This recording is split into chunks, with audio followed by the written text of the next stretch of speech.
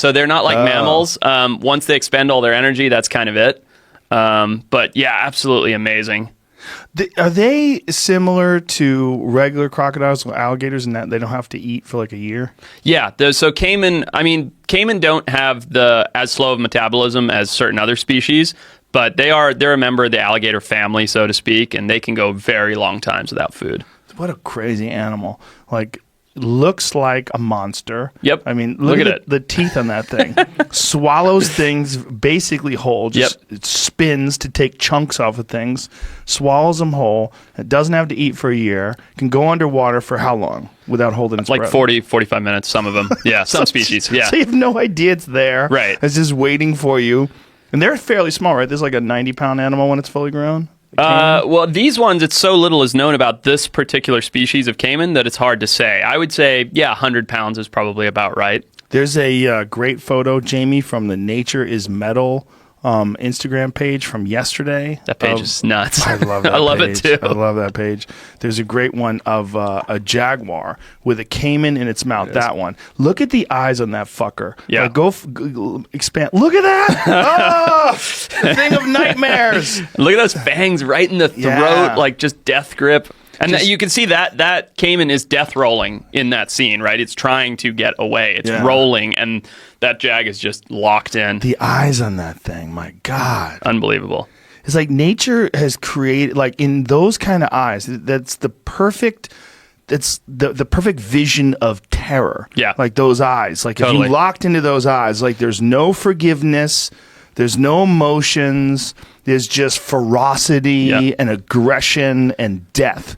It seems like nothing but testosterone is behind that. You know, I mean, testosterone is probably the wrong chemical, but it just seems so focused and motivated, and like you say, it looks like death. Yeah, I'm sure there's some testosterone involved in that equation too, but there's a bunch of other cat shit in there. Totally, like, literally. And they have apparently the thing in the caption was saying that the caiman has one of the greatest bites per pound of any of the big cats.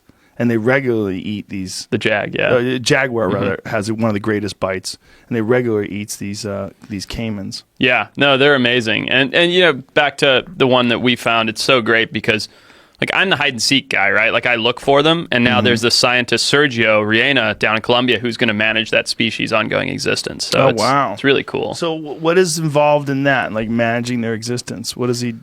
I mean, you know, it's wildlife management. So it's getting proper population dynamics, trying to understand them genetically, figure out what their food source is, figure out how much hunting pressure they can take or cannot take, those kind of things. And that's not my department. You know, I go in and look for them. That's someone like Sergio who's in the field, lives in Colombia, can work with the species. It's really cool. I remember there was a documentary about this guy who was a scientist who was obsessed. It was a biologist, and he was obsessed with the giant sloth. And he was spending all of his time down the Amazon. He had been down there for years. And the documentary was following him at this stage where he was getting really frustrated and not sure if he's wasting his career. Right. Like, there was this feeling like, fuck, this thing might not be real. Yeah. Like, because they were telling me, yeah, I saw it. It was over the hill. And, you know, and he's like, you sure you saw it? Right. And they, you know, they'd bring these people in. They would speak their native tongue, and they'd have this discussion of this thing that they saw 2 years ago. It was big like a bear. You know, walks on its hind leg. Megatherium. Yeah. They're we discussed this briefly last time I saw you, I think. It's funny. We go straight back to the same wildlife stuff. But yeah, no, it's who knows, right? Who knows if it's still out there. There's definitely ongoing reports, so much so that I forget what university, but some university actually launched an expedition to try and find the Megatherium. So really? It's recently? Not, I'd have to look it up, probably 10 years ago now. Not that long ago, but you know, if an academic institution is putting resources behind an expedition like that, there's a lot of faith and maybe even intel that they're not releasing publicly to say this animal's still here. Wow. That would be crazy. Like, Wouldn't how it? big was a giant sloth? Well, there's a couple of varieties. Like there was a North American one that was enormous, like bigger than a grizzly bear. Wow. Yeah, but so from what I've heard, what I've read, you're talking about something that stands 14 foot tall, walking around the Amazons like this. 14 foot tall, like bigger than a Kodiak grizzly. That's what the reports say.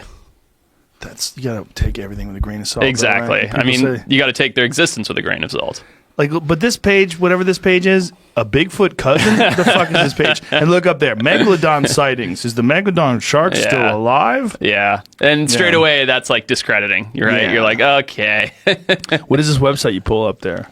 There's a article from June about just lots of information about them. It's not even saying like it exists. It's just saying this is all the information we have about this animal. Mapinguari sightings. People love finding undiscovered or mythical creatures that turn out to be like the Tasmanian tiger. Right. Like that's a perfect example. Yep. Like people, they love to try to find, what is it, thylacine? Thylacine, yep. People love to try to find that thing. Like yep. the idea that it's out there, it's like, what is it about people where it's so compelling to find a species that we thought didn't exist or we thought was extinct, like whether it's Bigfoot or the Loch Ness Monster or the thylacine, which we know used to be real. Right, right.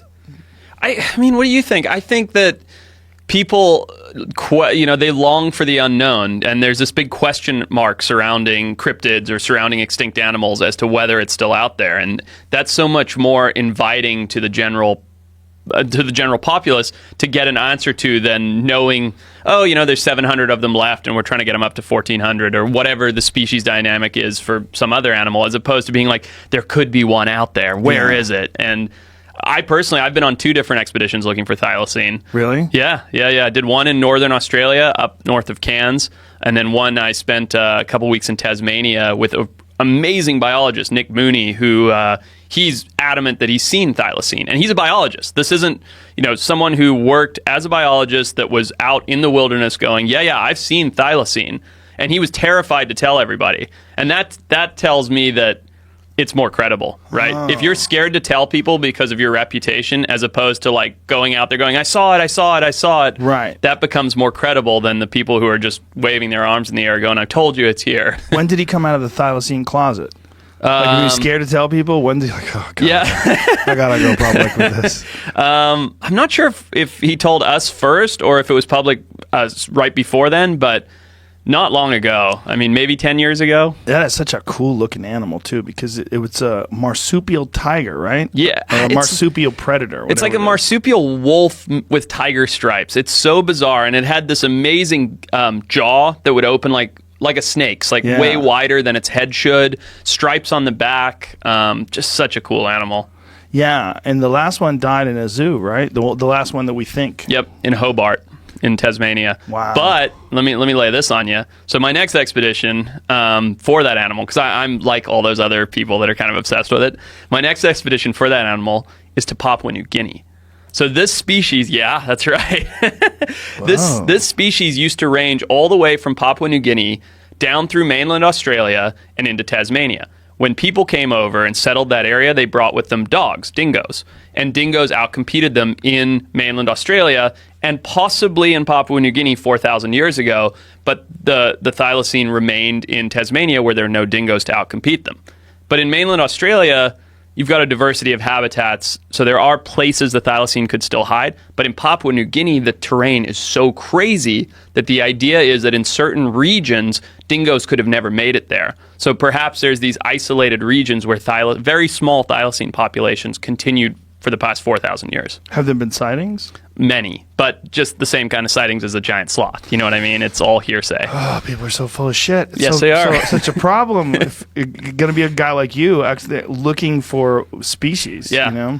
You gotta wade through so much bullshit. It's just, and it's funny because one thing can discredit the entire story that maybe it shouldn't because they're embellishing, or you can be on the hook for someone's story and be like, I totally believe this guy. It's all real, and it could be complete BS. And it's just so hard to tell. You just have to go with instinct. Oh God.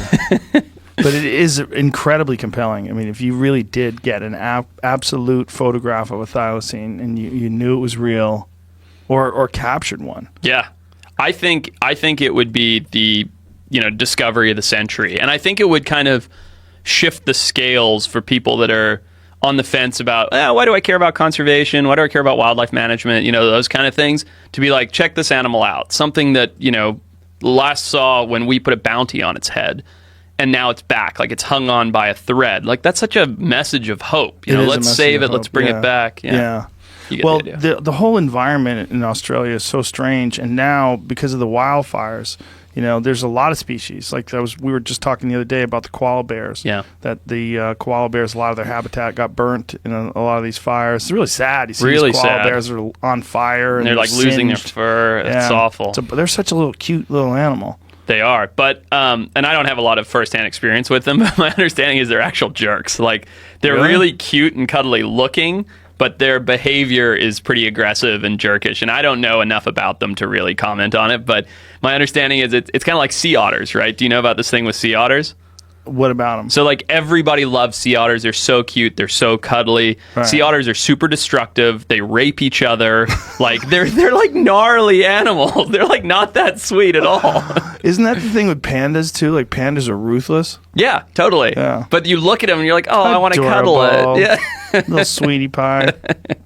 My youngest daughter is really into polar bears. Oh, She yeah? thinks polar bears are adorable, and she wanted to get like a stuffed polar bear. Uh-huh. And I find it so fascinating that animal, which is the most ruthless of all bears, For sure. we associate with Klondike bars and Coca-Cola. Right. It's everybody's buddy, and they're sliding around in the snow. And I almost want to like show her. Like, this is what they do to seals. Right. Go You up there and just watch when you just get torn to shreds. just show a video. I want to show her. I know she's not looking at. Yeah. Like that picture.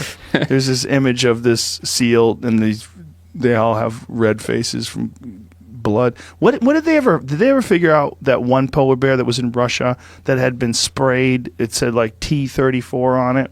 You see it in that image right there. Oh. See that one, Jamie? I don't know about that. Right there. Someone had spray painted T and the number 34 on the side of a bear's body, and they don't know what happened. That's extremely ballsy to spray paint a polar bear. How do they do it? And then the real concern is that this bear is going to have a real hard time hunting because they're going to be able to see it much better because of the fact that it has this spray paint on the side of it. Huh. I've never seen this story before. It's really interesting. They don't know. They have no idea what happened. Here it is. Russian scientists search for polar bear with black T-34 spray painted on its side. Cruel joke can turn deadly for a predator now too visible for both prey and poachers. Right. Yeah. I mean, do they have a hard time with they have a real issue with certain towns in Siberia that are like on the outskirts where polar bears are invading, and they have like dozens of polar bears entering their towns. They've even evacuated towns because of so many polar bears being there, from what I've heard. Would you imagine just having an army of polar bears roll into town? You know, you have a town of like 150 people, and in come 8 polar bears one day. It's like, what can you do? It's nothing. You got to get out. Either going to kill them, you're going to shoot them with rifles, or you're going to get out. Right. You probably should just get out. Yeah, you should get out. Yeah. I mean, it's polar bears are a strange like bears in general are a strange animal because people love them because we grew up with teddy bears. Right. And we see Yogi, and there's like they're so lovable on television and in the movies. Yep. And so people have this idea of them, like they want to take bear selfies. Like, hey, take a bear selfie. Like, how many people get jacked taking bear selfies? Yeah, no, that's a real thing. Yeah. I have been contacted by people being like, hey, why don't you like not pose with wildlife because it's influencing other people to do that. I'm like, I'm a biologist. This is my job. I don't have another option here. Like, I have to pose with wildlife. Like, I'm working with it. Like, You're supposed to take. You are the guy. I'm the guy. Supposed to take pictures. Right. Like, maybe instead don't do what I do. You know what I mean? Don't just jump out and try to get a selfie with something that's going to kill you. Like, it's common sense. Yeah, that whole idea of like what you're doing is influencing people to do the same thing. Like, all right, well, come on. I think it's nuts. I mean, how many pages on Instagram are there where people are chugging vodka and jumping off roofs and slamming tables and all this other stuff? It's like, is everybody looking at that being like, hey, I'm going to jump off a roof onto a table? Yeah, there's so many of those pages. There's so many of those videos. Right. People breaking their legs, jumping off balconies. Like, oh. Just don't do it. Yeah. I think it's probably good to see people do stupid shit so that you don't do it. Right. You know? Yeah, and I got the scars to prove it, Like, there's shots of me getting bitten by sharks and all this other stuff. It's like, this is why you don't do it. You've been bitten by a shark? Just this year, I mean, it's pretty minor, but just this year, I took a single tooth from a lemon shark while I was working in the field with one. Dude, let me see that. Fuck. It's actually it's on my Instagram page. I think you can pull it up. What's the scar below it? Oh, that's not a scar. I burned myself cooking crab last night on a pot. I should have only rolled this shirt down to here. Yeah, that's or made up a better story. Yeah. Dude, I burned the top of my foot cooking spaghetti. There you go. I was moving such a moron. I was cooking barefoot. I was moving the boiling water with the spaghetti in it to the sink, to put it in the strainer, and I spilled it on the top of my foot. And I had to keep my shit together because I was holding the pot. I was like, fuck! And then I poured it in there, and then we were going to Hawaii the next day. No. So while I was in Hawaii, I had to have ointment over the top of my foot, a bandage on it, and I went into the ocean with my my Chucks on. Yeah, I wore my Converse All-Stars in the ocean. I was like, look, I have to cover it. I'll just do this, and then I'll just clean it after I go in. I'm like, I'm not going to not go in the ocean, man. I'm in fucking Hawaii. You're in Hawaii. I'm like, if it gets infected, I'll figure that out. But how cool did you look going in the ocean with your Chucks on? I looked like a loser. Yeah. And then the next day there was they had some sort of an issue with bacteria in the water where they told people to get out of the water. Great. And you've got an open wound. Yeah. Well, it was never open, fortunately. It just the skin over it was all totally red. Gotcha. And then the skin over it bubbled. Ugh. And then it eventually, after a while, it healed and scratched up. Now I just have a big giant red mark. So that's when you got bit. Yeah. Look at you, smiley face. Oh, it was kind of funny. Oh, look, I got bit. Well, it was totally my fault, and I was being an idiot. What happened? We were working off the back of the boat. We had all these lemon sharks around, and we were working to get tiger sharks. I just dropped my guard for a second, and as I looked back to where my hand was in the water, I saw the shark coming like that. And I just pulled my arm back, and I literally just clipped a single tooth. But I think if it had been a fraction of a second later, that would have been the hand. Fuck. How big was the shark? It's probably it's probably the next page over. It's probably an 8-foot shark, so it would have got me, and I was lucky it just. Oh my god, dude! You could have lost your arm for sure. Oh, this is a tiger shark, but this is pretty cool nonetheless. Don't they have Kevlar suits that sharks can't bite through? They do. They Neptunic. Why don't you wear that everywhere you go? That's a good question. Wear that when you go to the mall. Yeah. So I'd look about as cool as you with your Converse in the ocean. Well, you couldn't see the Converse until I got out of the ocean. That's true. You can see my Kevlar in the mall no matter where you are. No, I don't know. I don't like anything that inhibits the movement like that. And does that stuff inhibit the Kevlar stuff? I've never worn it. Is that it? Yeah, it's those sharks behind, and that's the situation I was in. I was on the back of the boat like that. Apparently, Catalina, off Catalina, there's a high shark population. Yeah, white sharks, and they're increasing every year. Really? Mm-hmm. Why? Well, because we used to hunt them first of all, and we used to hunt seals and sea lions as well, and that's all been banned for a long time. So there's way more seals and sea lions now, and there's more sharks reproducing. And I think there's something to be said for them, the water being consistently warmer, and them staying further north than they used to as well, or south, depending on which way they're going. See what you're saying. Yeah. But where I live in Santa Barbara, there's a single bay where my buddy and I have been going for the last 4 years. And it's only for 3-4 weeks in the summertime that there's 6 to 8 juvenile great white sharks around. And when we started going there 4 years ago, they were 6 feet long. And then the next year they were 8 feet long. This year, I didn't go because I was traveling, but my buddy went and filmed them. He's like, dude, they're getting up to 10 feet. And it's the same animals in the same spot. What happens when those are 14-foot animals? It's a very popular swimming beach. Oh. Yeah. So who knows? Maybe they'll move on. Maybe they won't. Maybe they eat people. Maybe they eat people. Yeah. Well, someone got eaten in Santa Barbara a few years back, right? I believe there's a surfer. Pismo Beach one. I don't know about Santa Barbara. Possibly. It happens. It's once a year. There's some kind of attack, a bite. Usually in October, around lobster season, or when the swells start to pick up, somebody gets chomped somewhere. Why is it around then?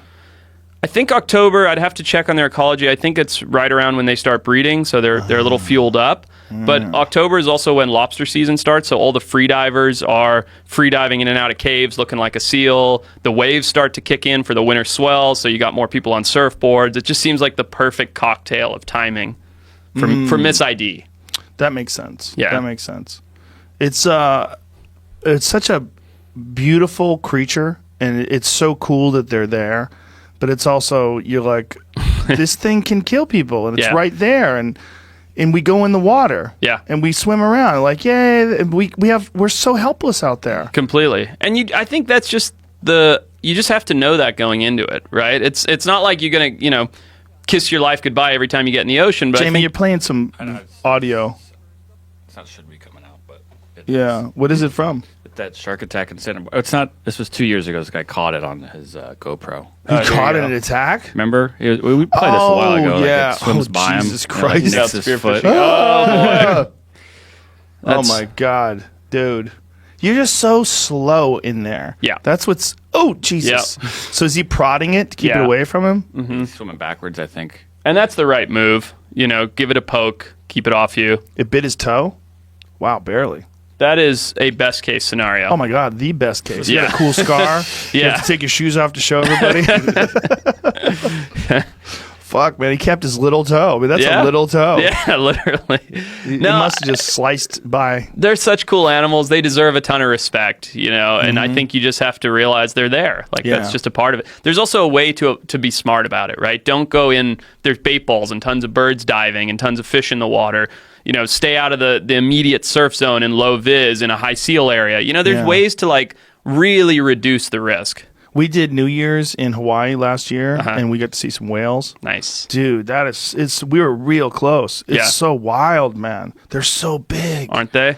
They're so big and so beautiful. It's like you're so happy that they're there. Right. Right. And it's the whales are one of those weird ones where you're looking at it, you're like, am I seeing this? Is this really a whale in the water? Like, they're so magical. Yeah. And so intelligent. That's what's amazing. Like, they're... the general consensus is that they're restricted by their morphology. Like, their body type doesn't allow them to share with us how much more intelligent they are than we really realize. But we know a little bit. We know how they can sing across oceans and communicate and all get together. And, it's amazing. Synchronize in the way they swim. Yeah. Amazing creatures. Well, and then there's orcas who eat them. Yeah. Which is even more fucked up because we love orcas. But then when you see an orca killing a whale, you're like, oh, well, that's where they got their name, right? Mm-hmm. Killer whale. Yeah. It's because they kill whales. Yep. And they are a whale. They're in that family. They're marine mammals. Well, they kill dolphins too, right? Yeah. They're dolphins, whales, fish, stingrays, sharks. Seals, sea lions, sharks. Like, they're amazing captain. predators. Yeah, they really are. And it's like that polar bear thing we were talking about earlier. They're like, Shamu, like cuddly, get your stuffed toy. They're smiling in every cartoon. But aren't they pretty cool to people in general in the wild? Yeah. That's strange. I believe there has never been an attack on a human being by an orca in the wild, period. There have been multiple in aquariums. There's been shows going on, that kind of stuff. But I believe there's never actually been a recorded case of a death by orca in the wild. That's kind of crazy when you think about it. Well, it just shows their intelligence, right? It shows they look at you and go, nope, that's not on the menu. Like, that's not something I need to eat. But they must be hungry sometimes. Well, what's interesting about orcas is there's really two sects of their diet. There's orcas that only eat marine mammals, and there's orcas that only eat stingrays and some other fish species. And so I think, for those people, you see some of those incredible photographers like Paul Nicklin and stuff like that get those images of them underwater. They're diving with the fish-eating orcas. I think a few people have been successful in diving with the mammal-eating ones, but I feel like that's a dice roll. Proposition. Mm-hmm. Yeah, they might mistake you. Well, you're a mammal and you're a seal size, Jamie, who were we talking to about orcas and the population that lives in the Pacific Northwest, like around Seattle, that only eats the Chinook salmon? Remember we were having this conversation the other day with somebody? Phil Demers. Phil Demers? Was it Phil? I mean, there's a clip from... Probably, yeah. Okay. So that's a crazy situation, right? You have a population of orcas that only eats Chinook salmon, and then there's a decline in the population of Chinook salmon. So they're trying to figure out how to get them to eat seals. Right. They're they won't do it. Right. They're the local population, but then they have these migratory populations that come in and do eat seals. Seals, yeah. And they're like, hey, you assholes are starving to death. There's fucking food everywhere. Right. But they won't do it. They won't switch over. It's very strange, isn't it? And you got to wonder how much of that is learned behavior, right? How many parent orcas are passing down, this is the food. This is how you hunt salmon. This is what you eat. Right. Everything else is off the menu versus what's instinctual. Like, how did that one group of orcas learn to eat seals, whereas the other one is so dedicated to salmon? It's amazing. Well, it's amazing that they didn't adapt. Right, they're starving and they don't branch out. Right, or maybe they're just unsuccessful. Maybe they've never learned how to hunt seals, because it's definitely a different behavior to scooping up a fish. Right. So yeah, it is amazing. You'd think they would get to this kind of tipping point where they're like, there's not enough to eat. We need to make a transition. And then are they unsuccessful in that transition because they can't figure out how to do it? Are they just not doing it? They just don't know about it. Who knows? It's a real bummer, man, when you hear that they're almost starving to death out there, and they're trying to actually bring Chinook salmon to them. You know, like woof. You know, it's one of those things. It's like that whole kind of micro environment is a game of Jenga. Right, and you pull one piece out, and you're like, tower's still standing. Pull another piece out, tower's still standing. You know, and it just takes that one piece till it all collapses. That is an interesting way of looking at it, right? You know, they were talking about Hawaii, you know, and all these different invasive species that live in Hawaii. And there was this discussion about pigs, and they were saying, you know, like we should really take the pigs off of Hawaii. And a lot of the people in Hawaii are like, hang on. Right. We've been here as long as the pigs. Right. So, like, are we invasive? Right. Like, what's invasive now? Right. Like, when does it become, because obviously, like, luau's, they're synonymous with, like, eating pigs, and wild pigs are a big part of, you know, the people that hunt in Hawaii. That's their food source. Yeah.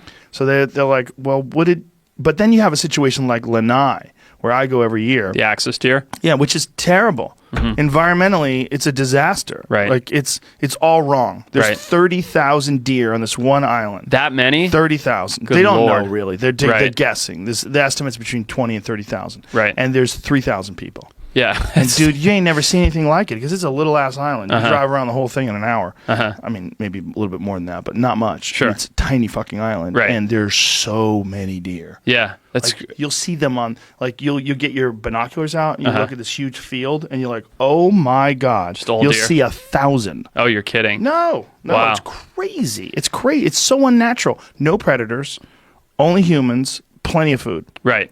Right. And they're just, the population's exploded. Everywhere. Yeah. And they're damn delicious. Right. I have So heard that before. For people who live there, it's amazing. You know, like if you don't have to have much money to eat really well. Right. You get a rifle, you go out there, bang, you got a deer, and you could shoot as many as you want. Right. You could shoot 7 in a day and stockpile your freezer and have all your meat for the year. And they're that abundant? Like if someone Oh wanted my to stockpile God. it? Yeah. The Wow. only thing that keeps me from killing a ton of them is that I use a bow and arrow, and it's really hard to do with a bow and arrow because they're so fast, and they evolved in Asia to get away from tigers.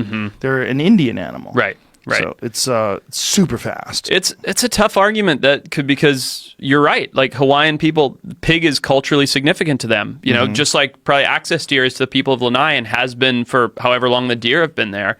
But I guess it's like at what cost, right? Right. At what cost?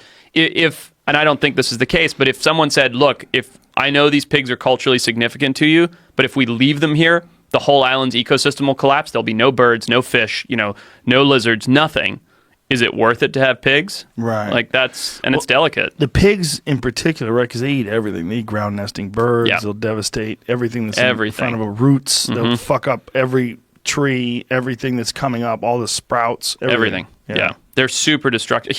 They're destructive here in California. Yeah. It's not isolated to Hawaii. Everywhere that we've brought pigs, they've done a lot of damage. Well, we're actually we were talking about this out here. We're gonna film something about hunting pigs at Tejon Ranch. Because Tejon Ranch, the place gets devastated. The agriculture gets devastated by these pigs. There's so many of them. Right. And they're all over. Northern California has a problem in San Jose. They're in people's yards. They're destroying shit because if you don't kill them, they just breed and breed and breed and breed and breed and breed, and then they just expand. Right. And they're dealing with them now, even in the northern part of the United States. Right. They're dealing with them in the Northeast. There was a New York Times article about it. See if you can find that. From 2 days ago about the expansion of wild pigs is that they're starting to make their way into the northeastern states, and they can't be stopped. They can survive in any weather. Yep. They breed 3 times a year. They're viable, I think, from the time they're 5 to 6 months old. They have their first litter. Feral pigs roam the south. Now even the northern states aren't safe. The swine have established themselves in Canada and are encroaching on border states like Montana and North Dakota. Fuck, man, if they get into Montana, they'll do so much damage. You know what's crazy about the feral pigs in the United States? They were brought here by, I believe, Christopher Columbus, starting with 6 animals. Whoa. So the entire 200 million or whatever it is across the U.S., I don't know the number, it was like 6 or 8 or 10 original pigs that were brought in by Christopher Columbus and dropped in Florida. That's insane. You want to talk about how crazy they can reproduce and how much damage they do? Like, think of the biomass of those animals stemming off of like 6 of them. That's insane. And they're so tough, you can put them on a boat and they'll make it across the ocean. Oh, yeah. No, they're amazing.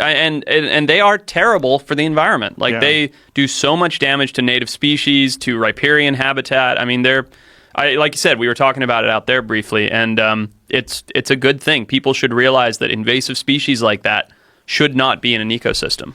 Well, they certainly shouldn't be in an ecosystem when there's no balance, right? If they're Correct. like warthogs and they're in Africa, there's a system for that. Exactly. Like they're supposed to be there. Warthogs are wild-looking creatures, aren't they? Have you ever amazing. seen one? You've seen one in Yeah, person? I grew up there. I grew up in Zimbabwe. Oh, that's right. Yeah, that's so right. I actually got a pretty funny story about a warthog. My uncle, my mom's brother, we were out on safari one time, and he was young. You know, he was much younger than my mother, so he was maybe a teenager or something.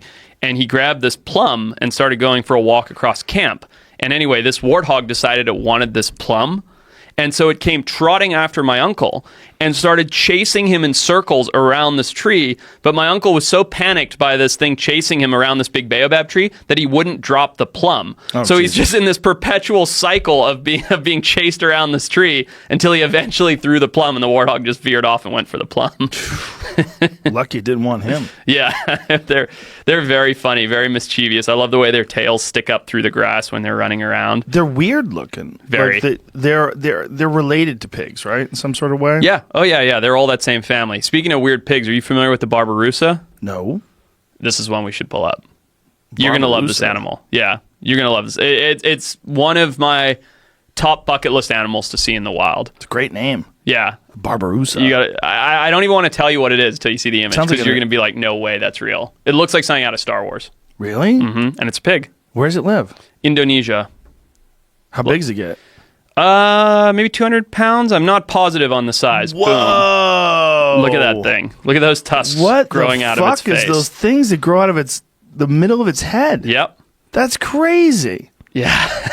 Look at that one. What the... Bro, that does not look real. Right? Doesn't that look like something out of Star Wars? Yes. That's a real animal. That looks like an Avatar creature. That's what it looks like. Is that fighting something? Looks like What's it fighting there? Another one, I think. Oh, my God. Barbaroussa is going to war. It says pig deer. They call it a pig deer? It says Barbaroussa or pig deer. This might be somebody just making a guess. Like their nickname of it? I actually think they're having sex there. Oh, getting it on. That's not fighting. Making more Barbaroussas. That's just shitty Barbaroussa jujitsu. Yeah, that's the kind of fighting mommy and daddy do late at night. Mommy and daddy were just playing. Don't worry. No one's getting hurt. Mommy was gagging. Yeah, Look but at that aren't one they right wild? there, Jamie. Look where your cursor is. Click on that one. What the fuck, man? Isn't that a wild pig? The things coming out of it, the tusks that come out of the middle of its head are so strange. Like, where did that come from? I don't know why you evolved that. Maybe like a peacock's tail, for showmanship. But what's really crazy about them evolving those two teeth or tusks out of their bridge of their snout is if they're not broken in fights and rooting around, they can grow long enough that they will puncture the animal in the head and kill it. I've heard of that. Oh, that's you these know animals. why? Because I put an image of it on my Instagram. It was one of those Jeffrey Epstein didn't kill himself memes. Oh, yeah. I saw a few of those you threw up. And it was a Barbaroussa skull, actually. Oh, saying that it can do that? It actually was driving into its own head, growing into its own head. Yeah, like that. Yeah, insane. That's crazy. Like, maybe that's nature's way of saying, all right, enough. Check, please. Your assholes will live forever and eat everything in front of you. Like that one. Look at that. Yeah, look how there that it is. Growing into its own brain. Imagine what one day you have like a little bit of a headache, and the next day it just gets a little worse. You're like, what is going on? And what do you do? It's like if you go and hit that against the ground, it's only going to get worse. Right. It's already in your brain. Yeah. Yeah, you'd have to get it. You'd have to be smart enough to find a branch where you could slip that over and torque your head. Yeah. I don't think it off. I don't think that's happening if you're a pig. Is this awful? I mean, often that this happens where they kill themselves by growing that tusk into their brain? Look at I that. don't know. That looks like two of them heading that direction. Fuck. They're a crazy animal. What a beautiful animal, though. So there's an extinct subspecies of those called the Moluccan Barbaroussa, which in the single island near Sulawesi used to be, and then they think people have hunted them to extinction, localized extinction within that island and that subspecies. But some people I know that worked over there ate one So they're like, yeah, no, we ate this wild pig with these crazy horns. Recently? And I was like, yeah, this was like 2 years ago. Oh. You know, and they have no proof, and they don't have the skull, and they don't have the picture. They were traveling, and they're like, yeah, we got back, and we ate this pig with these wild horns on this particular island. And I was like, wait, is that possibly a Moluccan Barbaroussa? I was like, I don't know. And you look where they were and what they said and what they ate, and it's like, oh, that could be an extinct subspecies that you guys consumed. Well, how many biologists are actually actively out there looking for these creatures? Well, those, I would say 0 currently, that species. But with regards to this field of presumed extinct animals, it seems to be a movement that's expanding, you know, and I think one of the reasons for that is we have a rate of something like 2,000 species a year being deemed extinct, right? So when you have that many animals being deemed extinct every year, there's flags being put up. Is it really extinct? Have we looked everywhere? And so this, you know, I don't want to say I was the first, but I feel like I was in that wave of first people to start looking into extinction. As far as ongoing animals wrongfully deemed extinct, and now it's like mainstream in the biology world. It's like there's a lot of people that are like, I'm gonna go see if I can find this thing. Is it because it's a romantic sort of thing? There's a lot of cash. Like if you can find seem to be extinct Barbaroussa. I think so. I think it's very romantic, yes. You know, as opposed to just setting out to study something that we know that's there, this like harrowing journey to find this creature that the world has written off. It's very romantic. Have you ever heard of the orang pendek? Oh, what is this? Is like this is a cryptid, right? Yes. What is? I've heard this tiny word. monkey person. That's right. Did we talk about this last time? We might have. Yeah. I'm very repetitive. That's okay. I don't mind. It's still fun. It's not in my wheelhouse, you know, like the cryptids, the Loch Ness monsters. I think that one they think is in Vietnam. I think it's in Vietnam and maybe some other parts of Southeast Asia. And the most people thought it was nonsense until the Homo floresiensis, until they found out about that hobbit person that lives in the island of Flores. And then they're like, okay, hold on. Or lived, I should say. Right. As recently as 14,000 years ago, right? So when they found out about that thing, they're like, well, maybe these little fuckers are still hanging around out there somewhere. Yeah. Just you're dealing with incredibly dense jungle, and they're very wary. I mean, if you're a person stomping through the jungle, something that lives there hears you a mile away. For sure. You're not sneaking up on a monkey. No. Well, this year, I went into Songdung, which is the world's largest cave. That was only discovered in 1995. It's this massive opening, 6 miles of underground cave. You know, you don't see daylight for 2 days. 6 miles. You should look at the pictures of this place. You'll love it. I mean, it's just this. It looks like something out of Avatar. I mean, this cave, you can fit New York City skyscrapers inside of it. It's so big. It has its own weather system. What? Yeah, it's. Where is this? So it's in the Annamite mountain range between Vietnam and Laos, and we got to go into it this year because we were looking for this habitat. In fact, this is my show that comes out tonight. We were looking for this habitat. Where is it on so people can hear it? Animal Planet. Fresh. Extinct or Alive. Tonight at 9 p.m. on Animal Planet. We go into Songdung Cave. Set your DVRs, kids. Plug. Yeah. But so let's see this. Oh my God. Yeah. There's Hang Songdung. That's the entrance to it, and like look at the size of it. The scope of it is I need massive. something to compare it to. What am I looking at? I'm seeing the. Those are little tents. People. Oh, those are tents. There's full lake systems in there. And, oh my God, that's inside the tent? I mean, that's inside the cave? Yeah. Look at the wedding cake. That one right there. That's called the wedding cake. That one. It's these pyres. I mean, it's the most fantastic looking thing. There's a person standing on top of that little pyre right there. For scale. My God. Yeah. That's insane. It's insane. More people have summited Everest than have been through that cave. Wow. Well, people summit Everest every day now. Well, that's why. But yeah, so that's the wedding cake. Oh my God, that's incredible. I have a picture just like that I'm very proud of. My God, that's so spectacular. But what's amazing is about 2/3 of the way through the system, you can see where what you're looking at is areas where the cave roof has collapsed and there's isolated pockets of ecosystem, right? So we were talking about the pygmy people that could live in the forests of Vietnam. This is my point is this giant 6 mile long cave with these huge openings wasn't even discovered until I think 95. So what's to say a tribe of small people couldn't hide in something like that and move in and out and never be seen? I mean, it's fantastic. There was a stupid movie about people that lived underground that ate people. Remember that? There's a bunch of chicks. Was that The Cave? The Descent? The Descent, that's what it was. Yes, so my whole team watched, we spent like, when we were going, like leading up to this expedition, we're like, all right, let's watch a bunch of bad horror cave movies before we go. The first one's bad. The second one is so bad, it's funny. Yeah, right. Because they did a Descent too, and you're like, wait, oh, fuck. As you were bringing that up, I stumbled across a video, potential. It's obviously probably not real, of an orang pen deck. No, it's totally real, Jamie. Well, Stop I being know, a but party I mean, like, pooper. have you ever seen this? These guys God, are on such bikes, a dick. and this thing runs out in front of them. Let me see. It doesn't look like CGI. Is the only thing I'm going with at the moment. It's obviously probably That's not real. definitely but, a like, person. It had a tail or something. What? They were doing like freeze frames of it. What? I stopped watching because you guys took me on the cave thing, but What? it's a 10-minute video. If neither of you have seen this before, then I've never seen it Where before. are they? kind of new. They're in Vietnam? I think so. Bro. Like they were just out riding their bikes, and this thing, they caught it on their GoPros, and then they were trying to find it. Let's see. They could also be trying to troll everyone on the internet. I don't know. Do these guys have a troll video? I mean, what is their YouTube page? Have you gone to their YouTube page? It's like on a Bigfoot website, Sasquatch Chronicles. But that's the problem. Is remember in Men in Black how they used to always check the whatever it was called? They check like the National Enquirer for like tips on aliens. Yeah. Where else do you go to get this info though? Right. Let me see this again. It'll pop So out right they're riding here. Here it goes. They're riding. there. Like, what the fuck is that? Whoa. That's definitely a person or a humanoid. It's really tiny, whatever it is. Yeah. It's running pretty fast.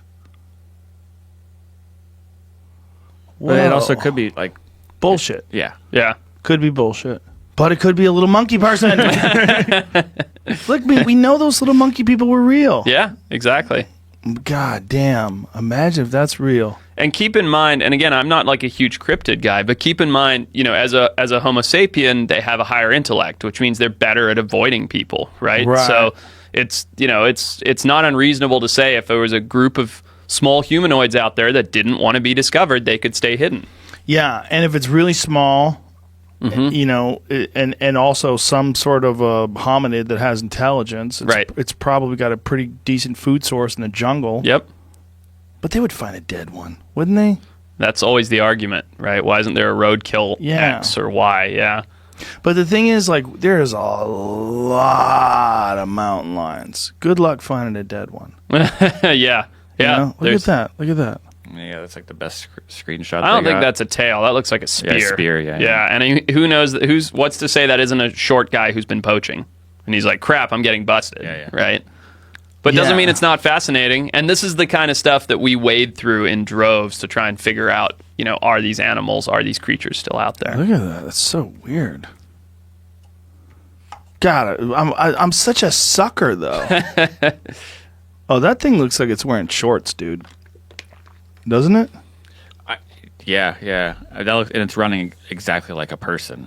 Yeah, that's a little full sprint, but it's so little. Right. It could be a little kid. That's the thing about it could be a little kid, yeah.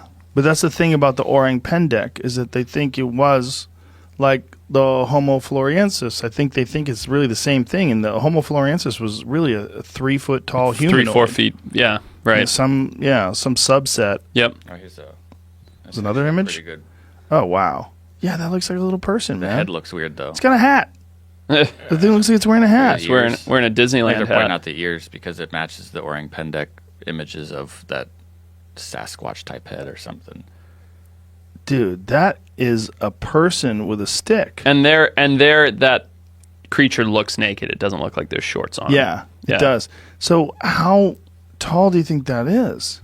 That looks really short. And moving fast. Really short and like 3 feet tall. Going into tall grass, right? What's that? 3 foot grass? 4 foot grass? That's so weird. Okay, so here's size comparison. See, I'm such a sucker. Look, there's a size comparison. That is fucking tiny, man. Yeah, it's tiny. It's really tiny. Oh my God, it's real. I want to believe so bad. I know. I'm such a moron. I'm such a moron when it comes to this stuff. I believed in Bigfoot for so long. They I wanted to believe estimated so it was bad. between 80 and 150 centimeters, which is somewhere between 30 and 60 inches tall. So that's 3 to 5 feet. 3 to 4 feet. Yeah. Tiny little thing. Tiny It's little amazing. person. I hope it's real. Yeah, I do too. I do too. Yeah. I mean, it's fantastic. But would you rather not knowing and it lives, or someone kills it and you find out that it's real? I'd rather not knowing and it lives. Me too. For sure. Yeah. Me too, but I feel like a bitch. Yeah. Like, I want to know, but I don't want it to die. Right. You know, like, come on, man, just tell me. And how blurry does the line get in that situation? Because it's humanoid, right? So Yes, it's like, right. it's not like you're catching them and putting them in zoos, Right. to breed them and keep the population up. Like that gets really dicey. That's super dicey. Yeah. Well, didn't they do that with an African man in the Bronx Zoo in like the turn of the century? They put an African man in the Bronx Zoo? Yes, they did. Yeah, they had an African man. I believe it was the Bronx Zoo. Oh my in goodness. like the 1800s or the early 1900s. Pygmy. A pygmy? Yeah, Bada Benga, What year was it? 1906. Oh god. Wow. Yeah, they had him in the zoo, man. It's insane. Look at that. Wow. Dude's in the zoo. Yeah. Well, you know what, man? People were just figuring life out back then. Right. This is the reality of human beings, is that we have not been alive that long, Right. and we have not been civilized in terms of how we view the world today, with inclusivity and objectivity and care and kindness towards others, like this compassion and altruism. Mm-hmm. This is on a global scale. This is fairly recent. Yeah, we're figuring things out as Yeah. we go. I mean, the history is it can show you how we've progressed. You Yeah. know, it's a documentation of how we've progressed. But yet still, that Still was fucked still up. 50 years after slavery. Yeah. Right? That's crazy. Yeah. 40, 45 years after slavery. What the fuck, guys? So Bronx Zoo, speaking in our like weird cryptid realm, reminded me of something. So get this. Chupacabra has been attributed to the possibility that there are thylacine in North America. And here's what supports that. There is documented proof that however many years ago, I don't remember the dates, there were 2 breeding pair of thylacine bound for the Bronx Zoo. And the boat crashed into the shore, and most of the animals escaped, including the 2 breeding pair of thylacine. Fast forward 10, 15 years, you start having these chupacabra sightings pop up in the Northeast. And these animals were adapted to living in Tasmania, which is a pretty similar climate to the North American Northeast. And so there's people that have kind of drawn these parallels and said, oh, the chupacabra that we've reported running around, the United States is actually a tiny remnant population of these thylacine that were brought here for the Bronx Zoo that escaped. What? You buy into this? No. Not Sounds personally, good though, right? but it's an amazing Boy, story. you had me. If you said yes, Yeah. I'm ready to go on an expedition. Quick question off of stuff you've talked about. If someone could get one for the Bronx Zoo, then would a rich person have been able to buy one, like a rich guy in Texas, for instance? A thylacine? Been able to purchase one privately? Yeah. Back Texas, you could probably get one today. If you want to find a thylacine, go to Bubba's house. Right. Yeah. But I mean, especially back then, there were no like import-export laws about wildlife. You could just bring in whatever you liked if you had money. What's to say? Everybody was in a race to collect stuff for zoos and museums. Like, what's to say somebody didn't bring some in? Texas and their exotics, it's so strange. I mean, I had a bit about it in my act in 2016, my Netflix special, that there's more tigers in captivity in Texas in private collections than there are in all of the wild of the world. Isn't that insane? Just Texas. And that's like in guys' living rooms in, a cage. Yeehaw. Yeah. Feed a mistake. Yeah, it's nuts. Yeah, it is nuts. Yeah. Their rules there are so strange. It's also, that's one of the rare states where the vast majority of the state is private land. Oh, really? There's very little public land in Texas. So, like, for yourself, when you go hunting there, it's all private? Yes. If Oh, you're going to interesting. hunt in Texas, you're going to hunt most likely on a private ranch. There's some small patches of public land. But in comparison, I think it's in the 90% range. Interesting. Yeah, it's all giant ranches. Right. And what's really interesting is I've been reading a lot about, over the last 2 to 3 months, I've been obsessed with Wild West stories. From, did you put that book away? Empire of the Summer Moon, S.C. Gwynn wrote this fantastic book about the Comanches. Okay. And the battle with the people in Texas and the Texas Rangers in the 1800s, and trying to take over that land from the Comanches. It's crazy that this stuff happened just 150 years ago. Right. It was so insane and really sad, really sad, because there's something incredibly romantic about their lifestyle. That was just 150 years ago when all of Europe, they were, having horse-driven carriages and people were living in these fancy buildings. But right here in North America, people were living like they were in the Stone Age. Right. And they had this incredible nomadic life where they were following around the buffalo and killing the buffalo, and they were all just about war. They were this wild, ferocious tribe that was about war and hunting buffaloes. It's fucking amazing, man. And that's like while our great-grandparents were walking the earth. Yes. Yeah. Really recent. I mean, they put the kibosh on it all by the time it was like 1870s in that range. That's when they eventually moved them all into reservations. But fucking and not the Comanches. The Comanches, they never moved into reservations. Right. They just gave them plots of land. They to this day don't have a reservation. And bad land is my understanding. Terrible. Yeah. Assholes. Yeah. But they were assholes to each other too. Right. That's what's really fucked up. Like you get this idea that like the natives all lived in peace and harmony, and the Europeans came over and they fucked everything up. Right. They were killing each other left and right. Right. The tribes would raid on other tribes, and they would, horrific things. And this guy goes into amazing detail about the way they would torture both captives from other tribes and Europeans and anybody that was over. They cut their legs off, they cut their arms off, throw them on the fire, watch them wiggle around while they were still alive. Like wild shit, man. And he said that he even left some of it out because it was so distasteful. Really? He was like, he was trying to figure out like how he could put it in a book and literally not have people vomit. Unbelievable. Yeah, so it's fucking amazing though. But that's this whole country, this whole continent used to be this wild ecosystem of human beings riding horses, chasing buffalo, all these animals all over the place. I mean, during the 150 plus years or 250 plus years, they eradicated so many animals. They extirpated them from so many different parts of the country, and then market hunting came in, and they just almost wiped out like so many different species of North American animals. And not just almost, but did. Like pre-human settlement, they say that the North American continent had more biomass, like larger game and more abundant megafauna than the plains of Africa. Yeah. Huge animals roaming around, and European settlement and Native American settlement, it's all attributed to the decline. But things like more recently, like the passenger pigeon. Yeah. Right? Billions. They used to black out the sky. Yeah. And down to zero. How the fuck did they do that? I honestly, I know by reading, but I personally don't know. You know what I mean? How do you kill billions of birds? Yeah. And that gets intricate because the animal's ecology is such that it needs many others. Their tactic is confusion. Like they don't run away. They just get in a big giant flock, and then you're like, I don't know which one to pick. But so that it made them easier to hunt, and there was commercial. They'd actually hunt them commercially for meat. It was cheap meat, blah blah blah blah. But it's crazy to think that we're able to wipe out billions of anything in such a short amount of time. Well, we came real close to doing it to the buffalo. Yeah.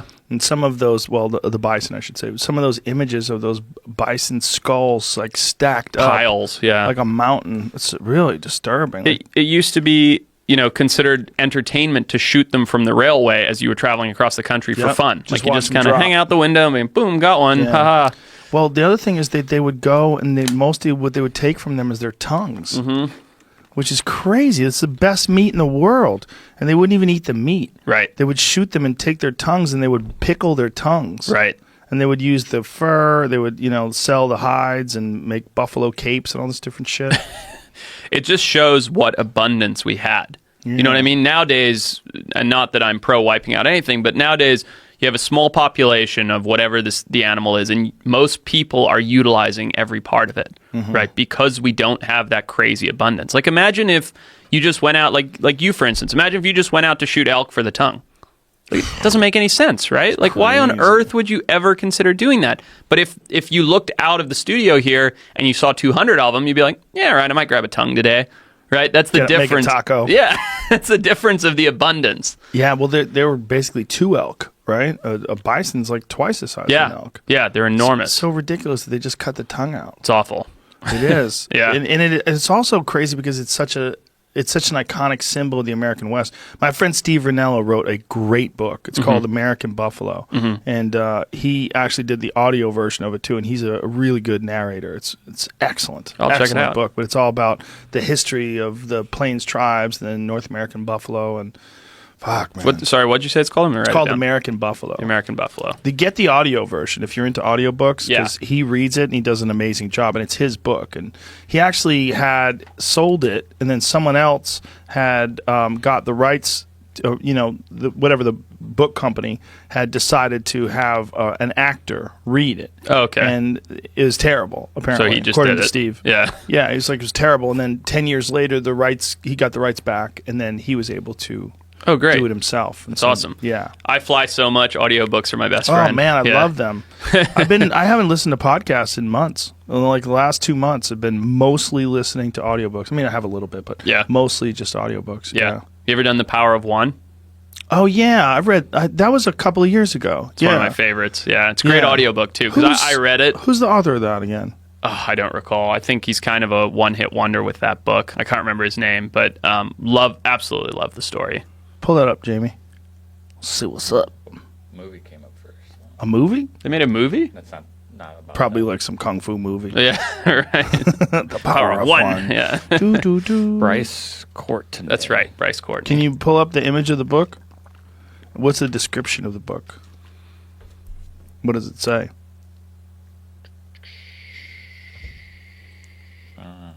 Is that it? The Power of One is everything. This is a novel, Suspense? actually. No, I don't think that's it. No, that's definitely not it. Clayton, I don't know then. No, it's the Bryce Courtenay one for sure. It's about a young boy growing up in Africa. So it is a novel. Yeah, I read it confused. first, and then I listened to the. All right, I'm confused. So I have not read this. Okay, it's very good. There's something that has a similar title. That's like a self-help book. Yeah. Oh no, this is not a self-help book. Okay. This is about a young boy growing up in Africa during apartheid. He's very like ostracized from his peers because he's not. I believe I'd have to listen to it again because he's not Bora. He's not Dutch African. He's English African, and it's his journey through life basically, and it's really good. Yeah, but what reminded me of it is we're talking about all the wildlife, and he grows up very much so in the bush in Africa and around wildlife, and he's juggling that and a kind of defunct social system, and it's really good. Africa is so special. It's such whenever I watch documentaries on Africa and African wildlife, it's like, what a crazy place. Yeah, where all the nutty things live. Pretty much, and a lot of them too. That's what's great. I mean, we have some nutty things here. We have mountain lions and grizzlies and stuff like that, but it ain't shit compared to what they have in Africa. There's no, having walked kind of through the wilds, in a lot of different places. There's nowhere I've been like Africa where you're so like, okay, I'm just a part of the food system now. Like I'm not at the top anymore. Like I'm in the food web. Lions can be hunting me, elephants can charge. There's leopards in the trees. You know what I mean? You're just like, you just fit into the food web. You're not at the top of it any longer. Yeah, it's such a weird place too when it comes to wildlife. When they brought so many animals back from the brink of extinction only because they have value for hunting. Right. It's so torn. Everyone's so torn on that because it's on one hand, like you would love it if people had donated enough money to keep these animals healthy and keep them in good populations because we appreciate them. Right. But that's not really the case. It's mostly people that want to shoot them that are paying money, and because they have value, now their populations are so large. Yep. And so everyone's like really torn on that. They're like, oh, this is weird. And it's even hunters are torn on it. For sure. And it's full spectrum. Sorry, I didn't mean to interrupt. No, it's okay because they're all fenced in, I was going to say. Right. So it's not like when you think of hunting, you think of I'm going to go to the wild. Right. And I'm going to experience these animals. But no, these animals, like they're making sure there's a large population of them because Mike from Cleveland is coming over there with his Creedmoor and he's going to, shoot some. Yeah. And it's such a spectrum is what I was going to say because you have these national parks that absolutely do work. People pay enough money for tourism, ecotourism dollars to do photo safaris, and the wildlife's managed. You have these other areas that are managed by hunting dollars, and they're managed beautifully well. They're sustaining animals. They're reproducing them, and they're putting them in other habitats and ecosystems and parts of Africa. And then you have ones that are supposed to be managed properly, both from ecotourism and hunting dollars, and they're funding people's pockets. The animals are getting devastated. It's super unethical, and everything in between. And that's the problem with Africa is like, I'm all for hunting as a tool for conservation if it keeps the species around and keeps the animals up. But you got to be careful where you're going and where those dollars are going, because it's so easy to line someone's pocket and it never returns to the species. Yeah, there's a giant issue with corruption there. Huge. Yeah. I mean, whenever you have poverty, right? Yeah. Where I grew up in Zimbabwe, the Mugabe regime, I mean, it's notorious for being as corrupt as it was, and created violence and uprisings, and that's why my family came here, because we got thrown off our land and like crazy stuff. It's very, very corrupt. Yeah, it's a wild place, man. You know, my buddy Justin Bren runs this charity. Do you know who he is? I don't know. Runs Fight for the Forgotten. They build wells for the pygmies. Okay. We work with them with the Cash App, and he came back with a terrible disease. Yes. I heard that on one of your podcasts. Yes, he doesn't know what it is. They don't know what it is. He's got some crazy parasite, and they think it might be in his brain. Oh boy! Not only that, he goes so deep into the Congo that they feel like it might be an undiscovered parasite. Yeah, like he might be the first one. I shouldn't laugh. It's like that's the worst way to find a new species ever. It's terrible. Yeah. It's been going on for 6 months. And he's like in really poor health. He's all fucked up. Yeah, and he's a fighter for Bellator. He's one of their top heavyweights. Yeah, and so he's in the prime of his career, and he can't really work out right. Like he'll work out, and then he'll break out into cold sweats, and they have to get him in the shower and heat his body up. Like it's a mess. It's really bad. And the the drugs that they put them on. The other thing is when you're on antibiotics. One of the side effects of some antibiotics, like Cipro, is that your ligaments get weak. Oh, yeah, and so he's a fucking cage fighter, right? So he's tearing his shoulders. Like both of his shoulders are fucked up now, because your connective tissue is just not as strong because of the our whole system. Apparently, I mean, I really don't know what I'm talking about, but apparently our whole system is fueled sort of. It's one gigantic unit.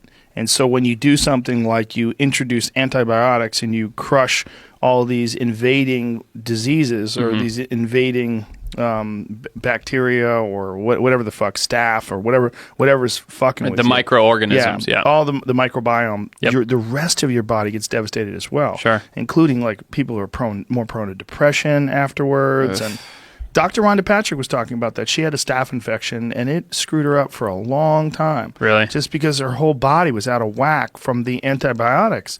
Because, you get staph, they're worried about you're going to die. Oh, yeah. So they just pump you full of anything that tries to kill. Of course. Moral of the story, no good deed goes unpunished. Don't try help people. It's terrible. I'm kidding. He's got malaria 3 times too. Oh, jeez. Yeah. Yeah, but I bet he's passionate about what he does, and he's made an impact. So the most passionate. Yeah. He's like the most generous person I've ever met in my life. It's fantastic. Every time I talk to him, I feel like a selfish piece of shit because he's dedicating his whole life, and everything is for other people. Everything is for the Congo. Everything is for the pygmies. It's amazing. It's fucking amazing. It is. It really is. Very admirable. However, he's fucked. Yeah. Like you said, like they don't know what, and they think it might be in his brain, which is a giant issue. Of course. Obviously. Yeah. Jeez. I mean, and obviously, if it's in his brain, I mean, depending upon what kind of parasite it is, it could be growing. It's just, I hate parasites. It's like the one thing that makes my skin crawl. That's weird because I love them. Yeah, I'm sure they're your favorite. Yeah, who's out there like, man, I love parasites. I mean, birds are cool, but parasites where it's at. I had a professor like that in college, actually. Really? Yeah, he was a parasitologist. He loved them. Well, he's obsessed. Field of study. Yeah. So the last time I saw you, I think, was right before we headed to the Galapagos. I was telling you about that crazy island we went on. We found that tortoise. Do you know that? Really? Yeah. First, only one specimen has ever been found before, 114 years ago. And we found the second one. The biggest discovery in my entire career was the week after I saw you last. Wow. Yeah. It was amazing. What kind of tortoise is this? The Fernandina Island tortoise. Big Galapagos tortoise on this crazy active volcano on far remote Galapagos. We had gnarly sunstroke, heat stroke, I mean, everything. And after a few days of hiking up and down this volcano, we found scat, and then we found a dig, like a tortoise had been digging, and 15 minutes later, we found the animal. Well, I mean, how many of them are in the wild? There's a return trip one more return trip just went right now, and then another one will go in January. But what's great is on the first return trip, they had to bail because of weather, and the weather is very harsh there. They found evidence of 2 more animals. So things are looking really good. So there might be like 4 alive on the planet? Well, right now there's one. The one we found. She's literally the rarest animal in the world. Do you have an image of this? It's on my Instagram, but it was on Forbes, Times, New York, everywhere. It was like big stuff. So you can look up Fernandina Island tortoise. When you find something like that, what gets done to ensure the population remains? There she is. There it is. Wow. So how did you know? What's the distinguishing factors? Like what's it's the only animal on the island. It's the only tortoise on the island. Oh. So because, tortoises can't swim, at least not across the ocean. Whoa. So because of where they were, if we had found a tortoise, it was going to be the Fernandina tortoise. Now, that being said, the unique shell ridging, the shape. Actually, there's crazy there's animal. a video. Yeah, there you go. There she is. So cool. There's a video. Oh, I think it's the one on the top right of your screen right now, so where we actually find her. And carried it away? Yeah, we put her in she was super malnourished, underweight, dehydrated. She was stuck in an isolated pocket of vegetation because there's nothing but lava around her. Now this video is boring, but there's a cool one where you actually see me like find her in the bushes. And yeah, it was You're big crying. stuff. You're so I was pretty happy. Wow. It was just such a big find, and such, the tortoise, like Lonesome George, is an icon of conservation. So to find the species that the world had lost for 114 years was pretty great. Imagine being a tortoise, just chilling on this fucking island, hanging out, and some famous biologist flies from all the way around the world to find you. Like, you're here. He's like crying and shit. You're like, I'm fucking here every leave day. me alone. Yeah. I'm trying to find some plants, bro. But I think in this case, she was stoked, and I'll tell you why. She was super dehydrated, super underweight. It's terrible living conditions, and she was stuck, right? So it's not like she could roam around the island and find lots of food and water. There's 5-foot shards of lava rock surrounding this little pocket of vegetation. So we moved her to the Fausto Lorena breeding facility, which is where Lonesome George was kept, that other famous tortoise.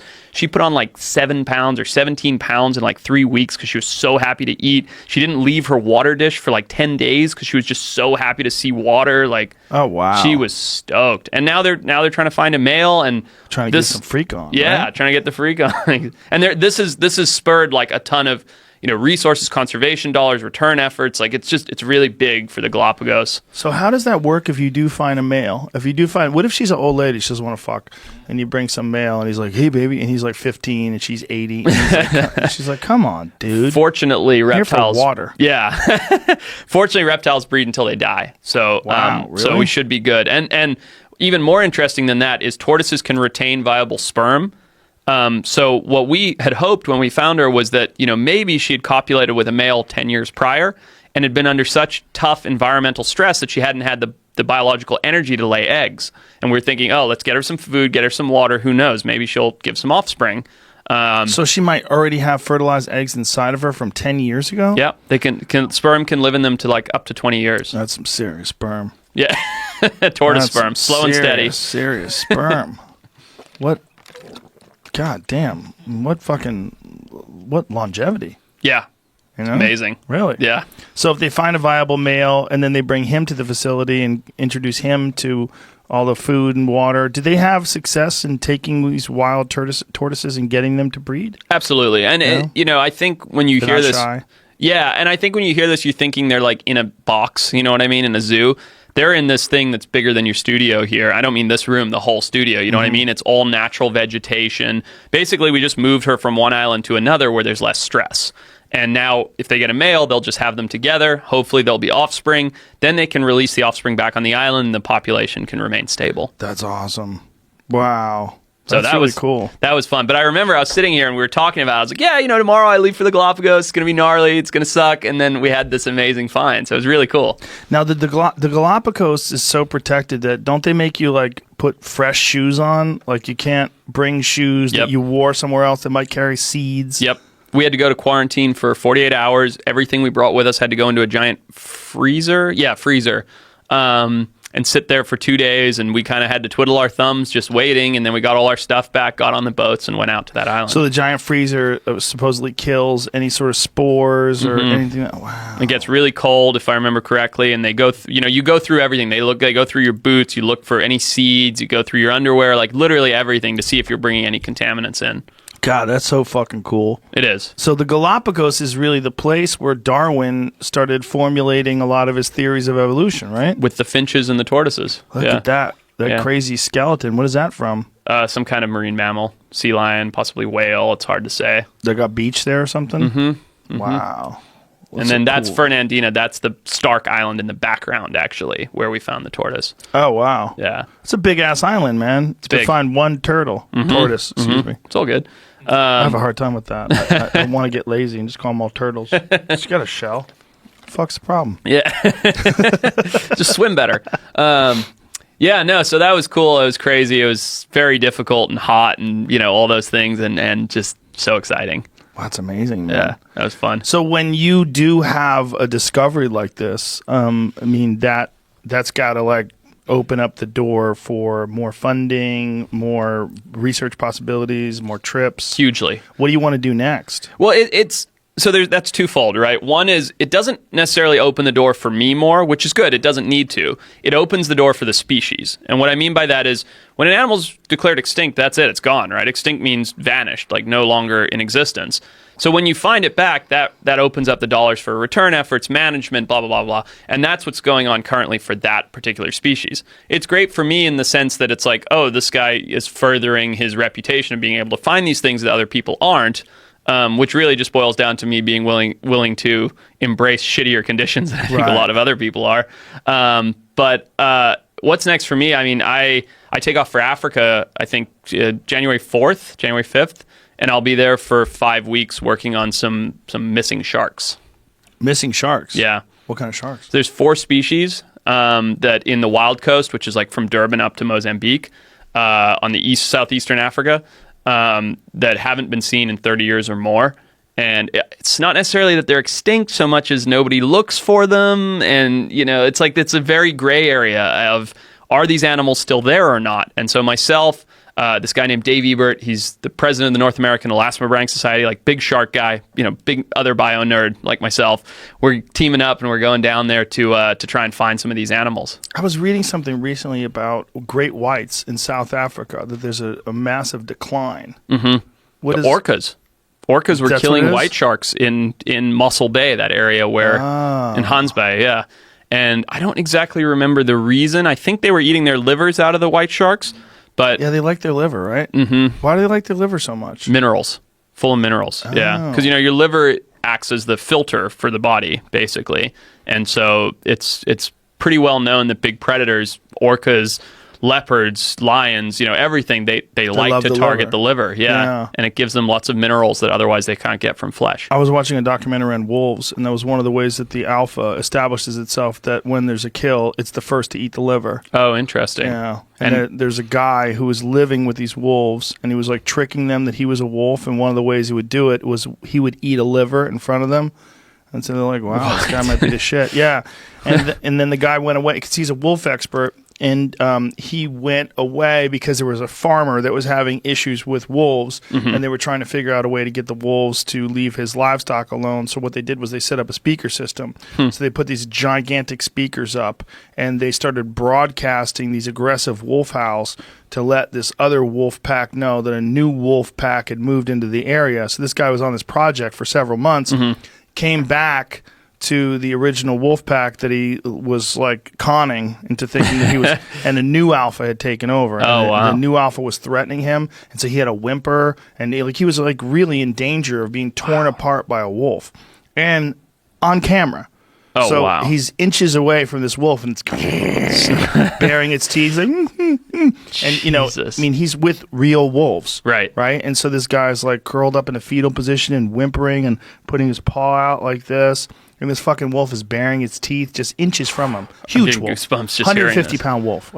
Inches from him. Just ready to tear him to shreds. Because they kill each other all the time. Oh, yeah. Yeah. Where was this? In the U.S.? No, it wasn't in the U.S. I don't remember where it was, but it was really weird. This guy's life was so strange because he was for a long period of time when he was like running this research was living with wolves. So he's with them. He's a part of the pack. Was he? I got to ask you this, and don't answer it if it's uncomfortable. But I've in my field working with specialized experts a lot, like him. Obviously, that's a whole nother level. Mm-hmm. They start to take on characteristics of these animals, I've noticed. So, like, I worked with a guy who was a bear expert, right? And he spent his whole life with bears. And this man was basically a bear. Do you know what I mean? He was grumpy, he was cranky, he was big, he was hairy. Like, every part of him seemed like a human bear. I'm wondering if this guy was like that. Did it seem to you like he had started to, like, kind of lose touch with social norms and he was starting to take on traits of a wolf? That's a good question. It's hard to tell. Is this it? Yeah, this is the guy. So this guy... Is this the guy? This is a documentary from 2007-8 called The Wolf Man. Yeah, I think this is it. Yeah.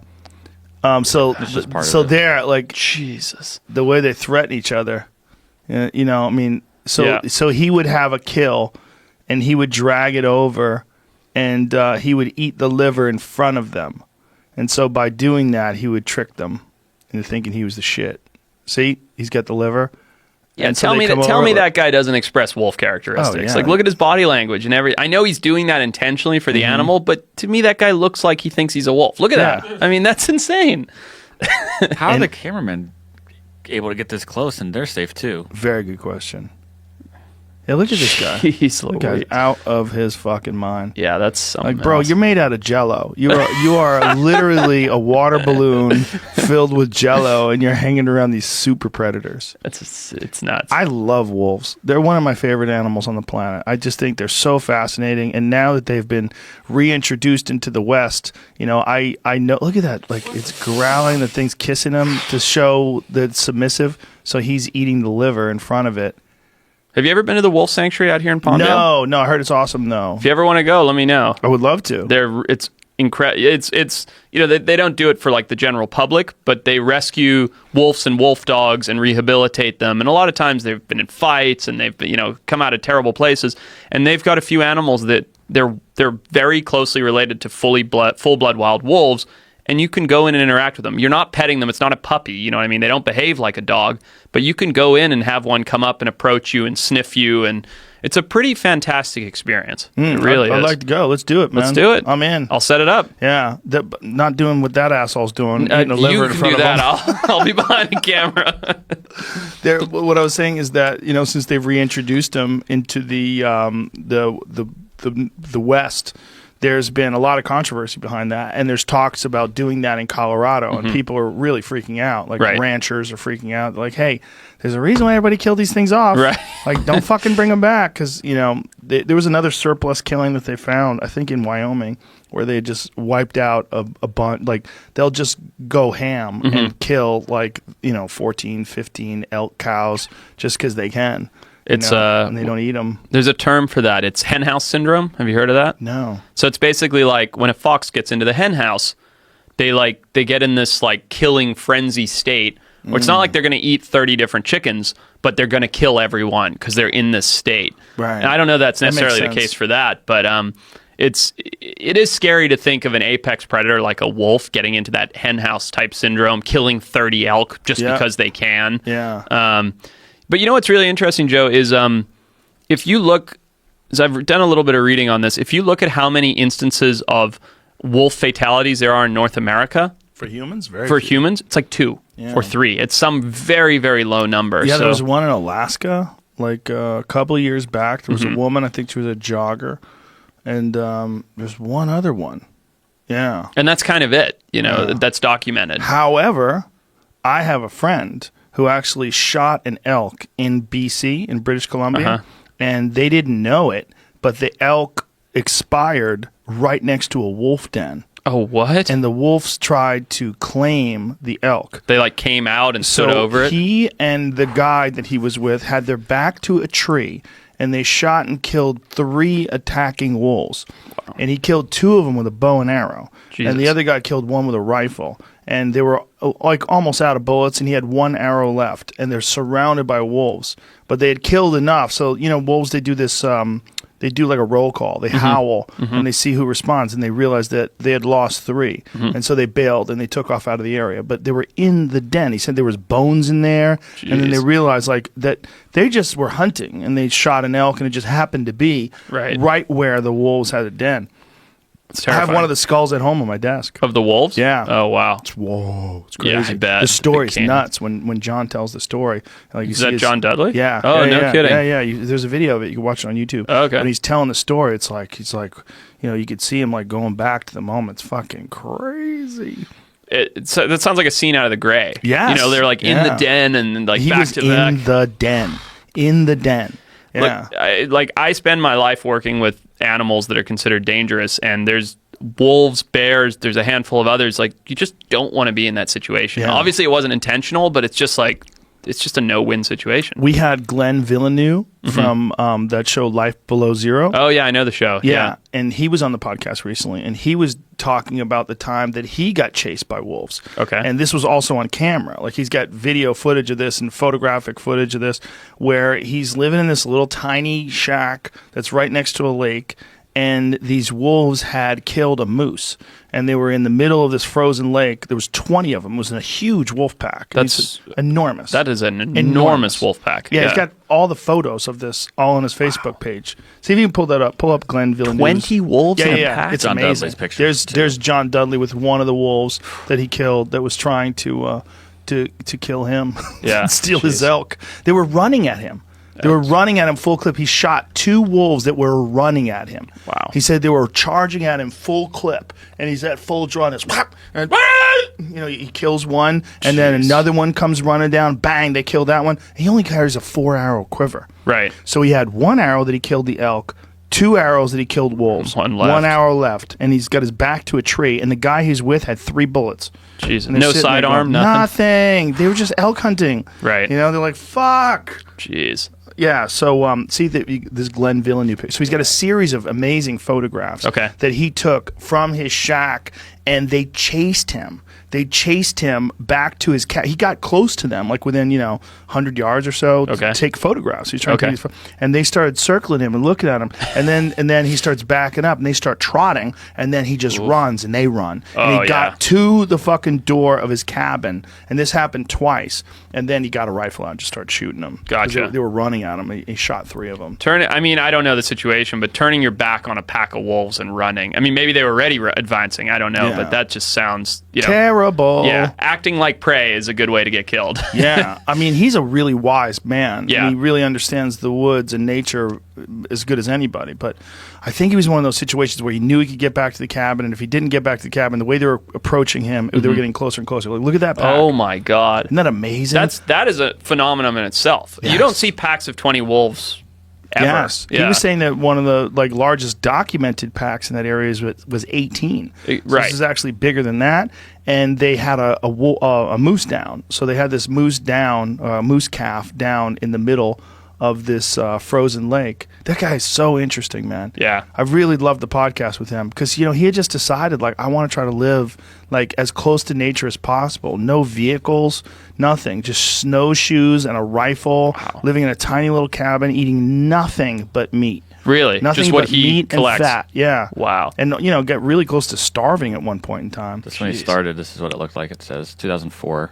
Yeah. So I'm familiar with the show, but I haven't actually watched it. He's on the Life Below Zero. He was. Gotcha. He didn't get along with them. Gotcha. Because, he's a really unique character, and I think they had a hard time with his uniqueness. Sure. He's out of all those people on that show, he's living the weirdest life. Right. Because all the other ones are they have sled dogs, and they gather salmon for their dogs with one of those salmon wheels, and then they have a cabin, and they have a fire in the cabin, and then they're living and they're eating dinner on plates and shit like that. Not him, man. He's living in this one little shack that he built himself. Everything he's eating is food that he shot and killed walking around. Wow. He stole a caribou from a wolf. What? A wolf killed a caribou, and he ran up and stole it because he was starving.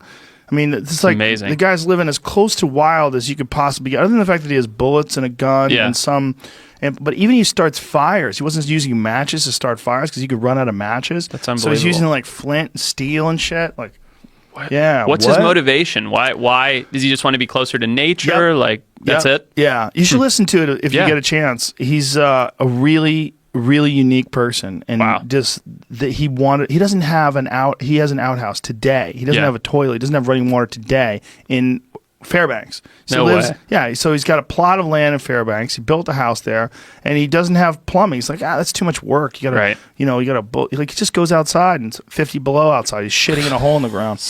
Like, I have so much respect for that. I mean, I'll do it for 2, 3, 4 weeks at a time on an excursion. I'm very happy to get back to a bed and a shower, and man. that's a whole nother level. I've never gone more than 7 days. Yeah, I've done these 7-day hunts, like the one where I got this mule deer right here, was with my friend Steve Ranella when he introduced us to hunting.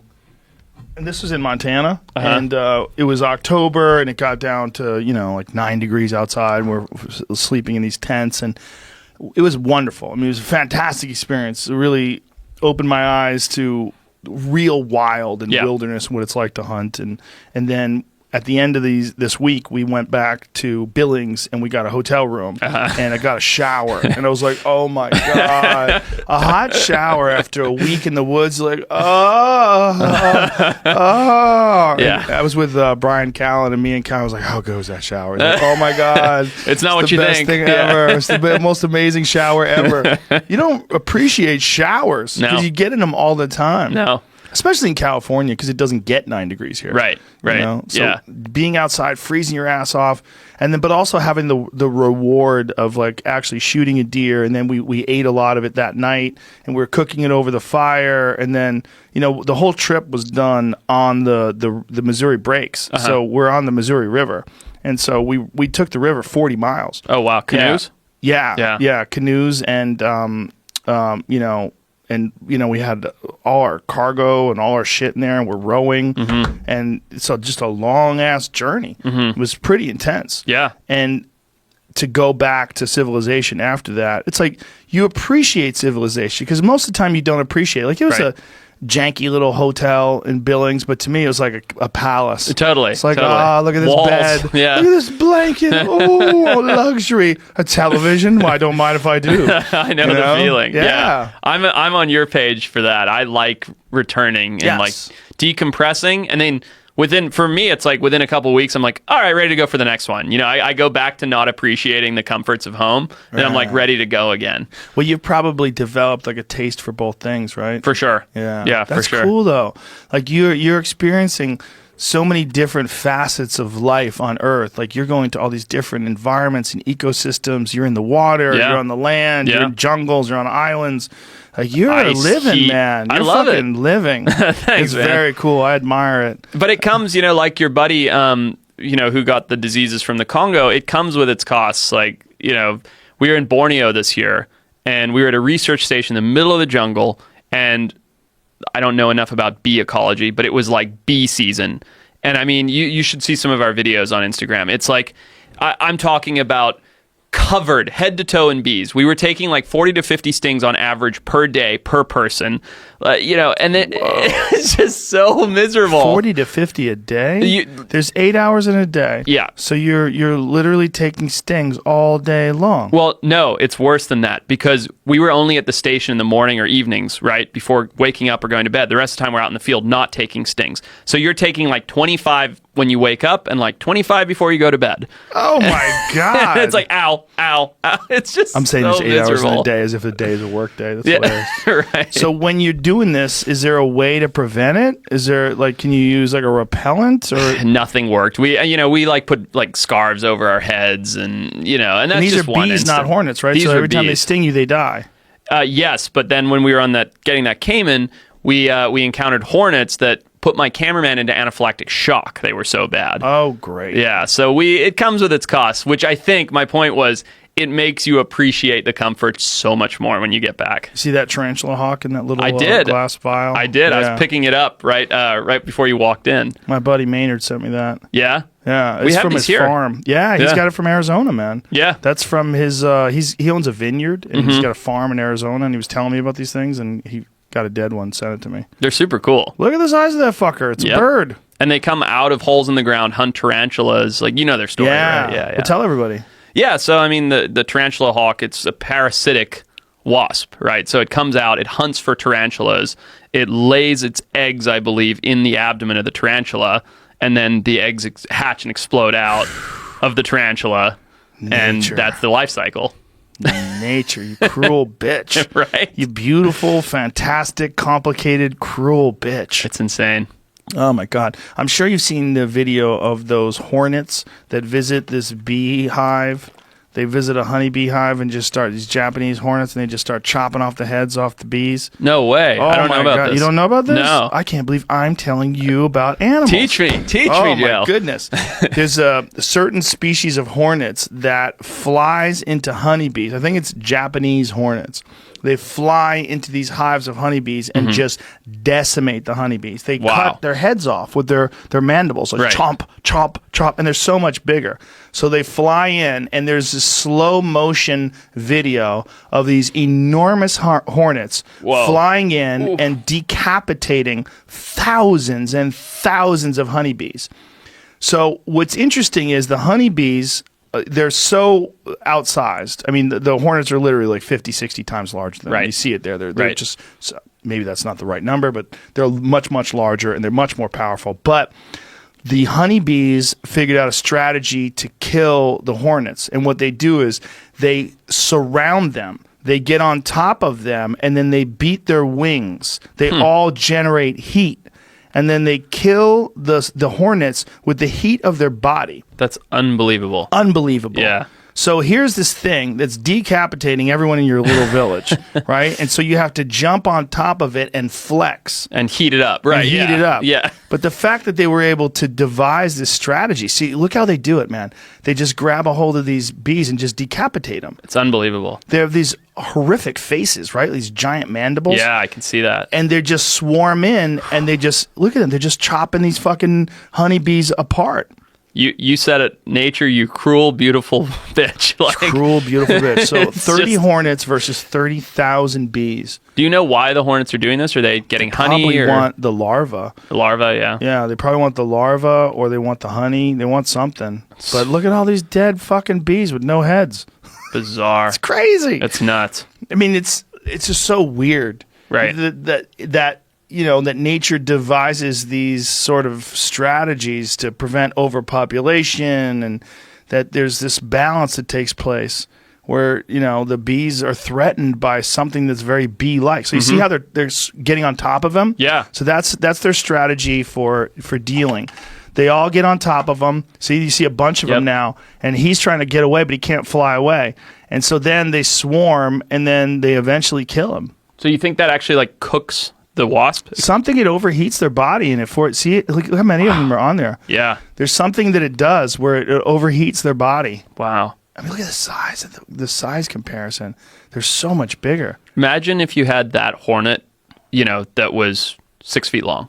Oh my God. Like, I think giant insects would be the worst. The worst. Yeah.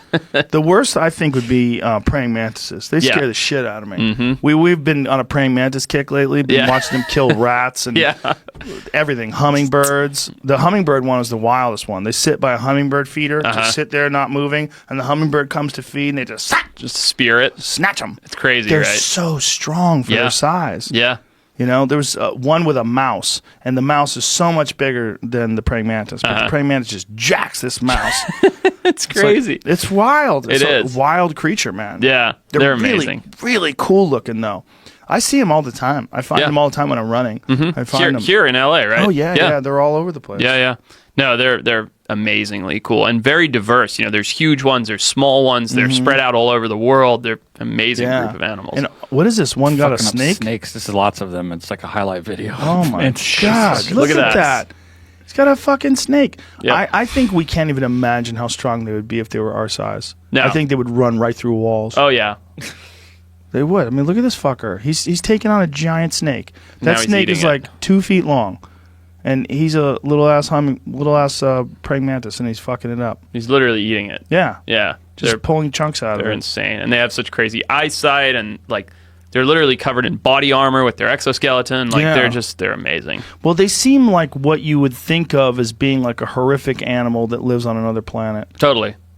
Like, do you remember that movie, Starship Troopers? Of course, I love that movie. That was a great movie, yeah, right? I loved it. And that was one of the things in the Starship Troopers, like these big giant insect things that were bursting out of the ground and shooting stuff out of their butts, and they were great. I love that movie. Yeah, Corey Rico. Was that the guy's name? Yeah, that was a fun movie, right? 'Cause it was kind of tongue in cheek, totally, but also like really gory and violent, and Neil Patrick Harris was like the genius. That's right. Yeah, it's great. That was such a fun movie. Yeah, man, that's great stuff.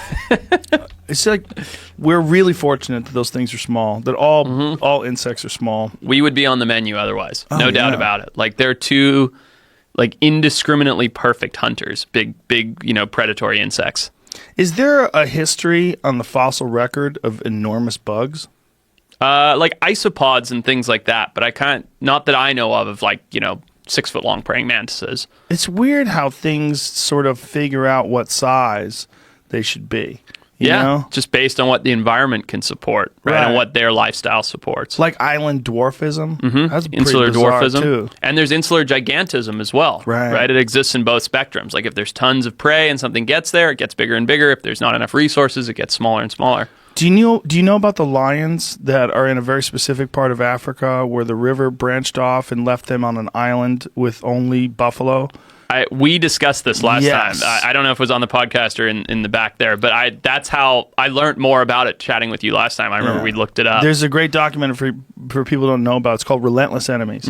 And it's these enormous lions. These lions have evolved to only kill buffalo. So the female lions are as big as regular male lions. It's just jacked. Yeah. They look fake. They look like bodybuilder lions. They do. And all they do. And what's weird, this is what's really weird about the documentary. There's several packs that live on this island, but one pack has these enormous super lions, and then there's another pack of regular sized lions. Really? Yeah. So does that pride of the supersized lions, are they dominant over the other one, or are they just preying on different species? I don't know. It's interesting. I don't know, but I found it weird that one pack evolved and became enormous. Right. And then the other pack just kind of didn't. Selective breeding, right? If you're big and jacked, hang out over here and eat buffalo. If you're wimpy, go over there. Lion, go hang out over there. But what's crazy also is that how recently it took place. That I think it was less than 100 years that the river had switched, and that these animals started to adapt. And they put on, they literally are twice the size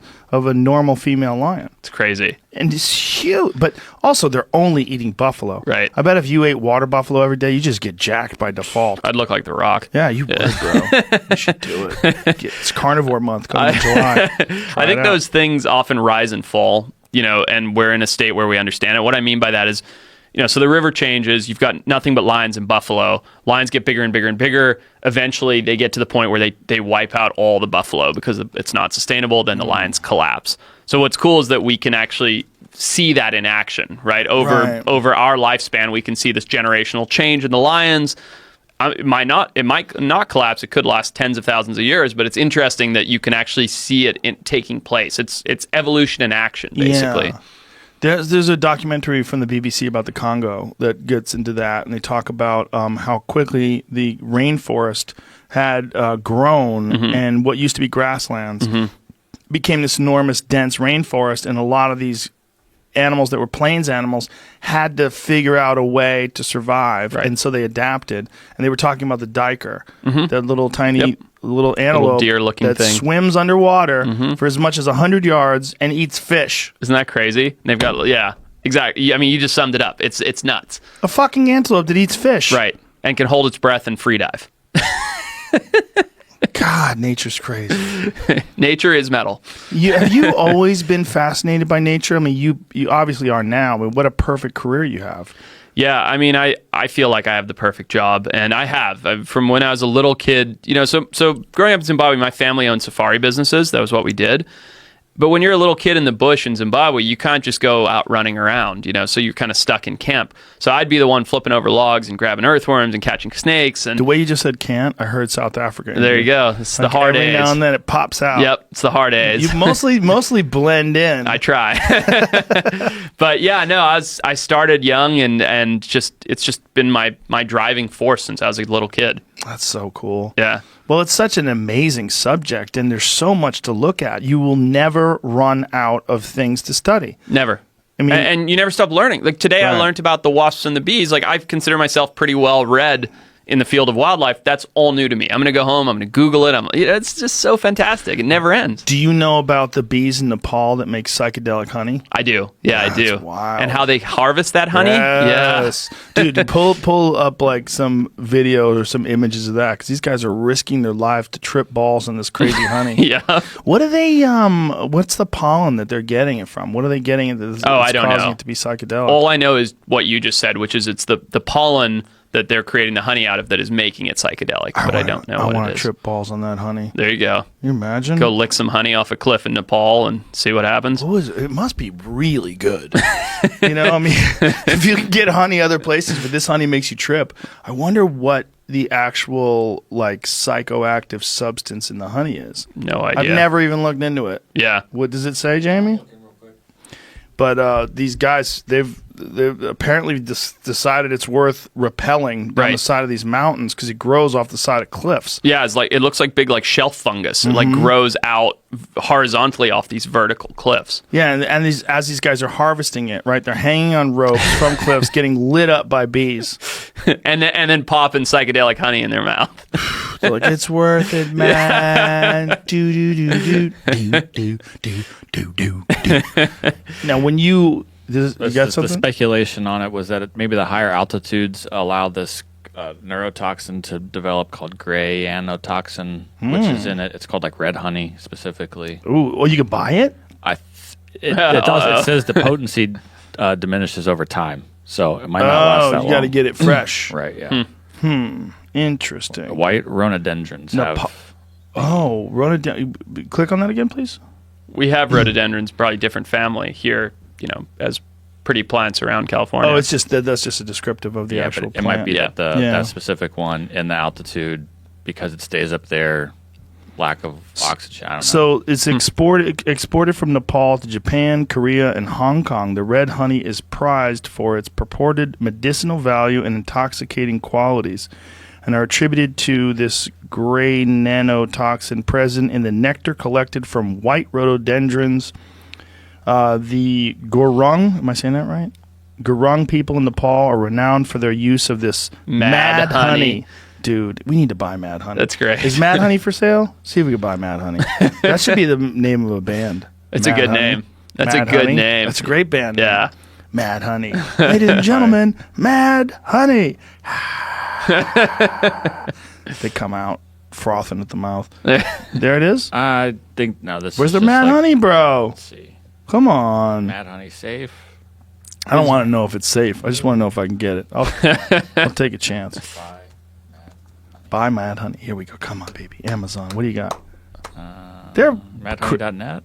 Oh, here you madhoney.net. Here you go. There it Nepal is. honey. Mad Honey from Nepal. Order $40. that shit, son. 115 grams for how much? It's like $40. It's up there on the top right. Strongest, most potent Mad Honey available. Done. Woo! Look at that. Add to cart. Order it. All right. Here we go. Okay, we'll order some. We're going to get some Mad Honey. I like that. Now I'm very excited. I'm very excited we're not live, too, because that way you assholes out there can't just steal up all the Mad Honey. Because if we were live, we would never have a chance. They would scoop up all the Mad Honey. Yeah, that's true. Yeah, we're going to get some Mad Honey. I like I'm that. going to buy you a jug. I'm in. We're mixing it in coffee next time. What do you think it does to you? If you had to guess. Would you be willing to just sit here and do some Mad Honey and some tea? Something organic like that, I'm totally into it. Yeah. What do you? I don't get an know. Uber. Right? Exactly. Back to Santa Barbara. Yeah. It says it's a psychedelic, right? Yes. Yeah. So I wonder what kind. It says you have to be 18 to order it. I'm 18. It says their Mad Honey does contain the gray anotoxins, or otherwise it would just be regular honey, and it is laboratory tested to assure consistent quality, and it is safe and effective. It says. What does effective mean? It's not FDA tested. I wouldn't imagine. If it tastes good, is it effective? Right. Yeah, it tastes good. It's or does effective. it make you feel weird? Yeah. What are you saying? Does it make you trip? And how long does it last? And also, do you have to eat the entire jar of honey to feel anything? Right. Right. It's like, what kind of dosage are we talking about? Anything else I should know? They have not been evaluated by the FDA. These statements have not been evaluated, intended for education and research purposes only. Of course.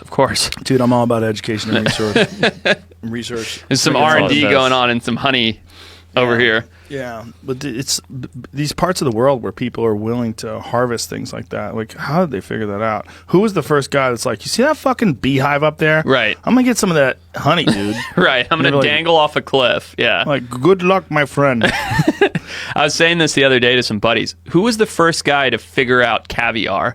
Who's the first guy to suck off a sturgeon and be like, this is delicious? Good point. It's like, I guess they probably me? just eat everything they can out of a fish. Yeah.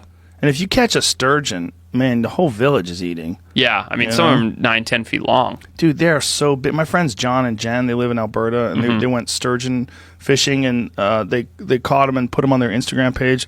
And you're looking at it like, that is a prehistoric dinosaur-type creature. That thing is enormous. Those big scales down the sides and down the back and the weird mouth and whiskers, they're bizarre. Yeah, there's something about the way you're looking at them. You're like, I don't feel like you should be catching that. Right. Looks too old. Yeah, it looks like you should probably leave that thing alone. They think that might be one of the, there's a lot of those North American things that they think are monsters, like Nessie. Like the Loch Ness Monster. They also have like ones in Lake Michigan. What do they call it? Lake Champlain. They have a Lake Champlain one, and they think that it might be sturgeon. Oh, interesting. These people are seeing, because especially because people have a tendency to exaggerate. If you see a 10-foot sturgeon, you would think it's a 20 feet long. Yeah, like, totally. Oh my God, it's a dinosaur. Totally. Yeah. Do you know that this is kind of interesting? They actually had documented bull sharks stuck in the Great Lakes.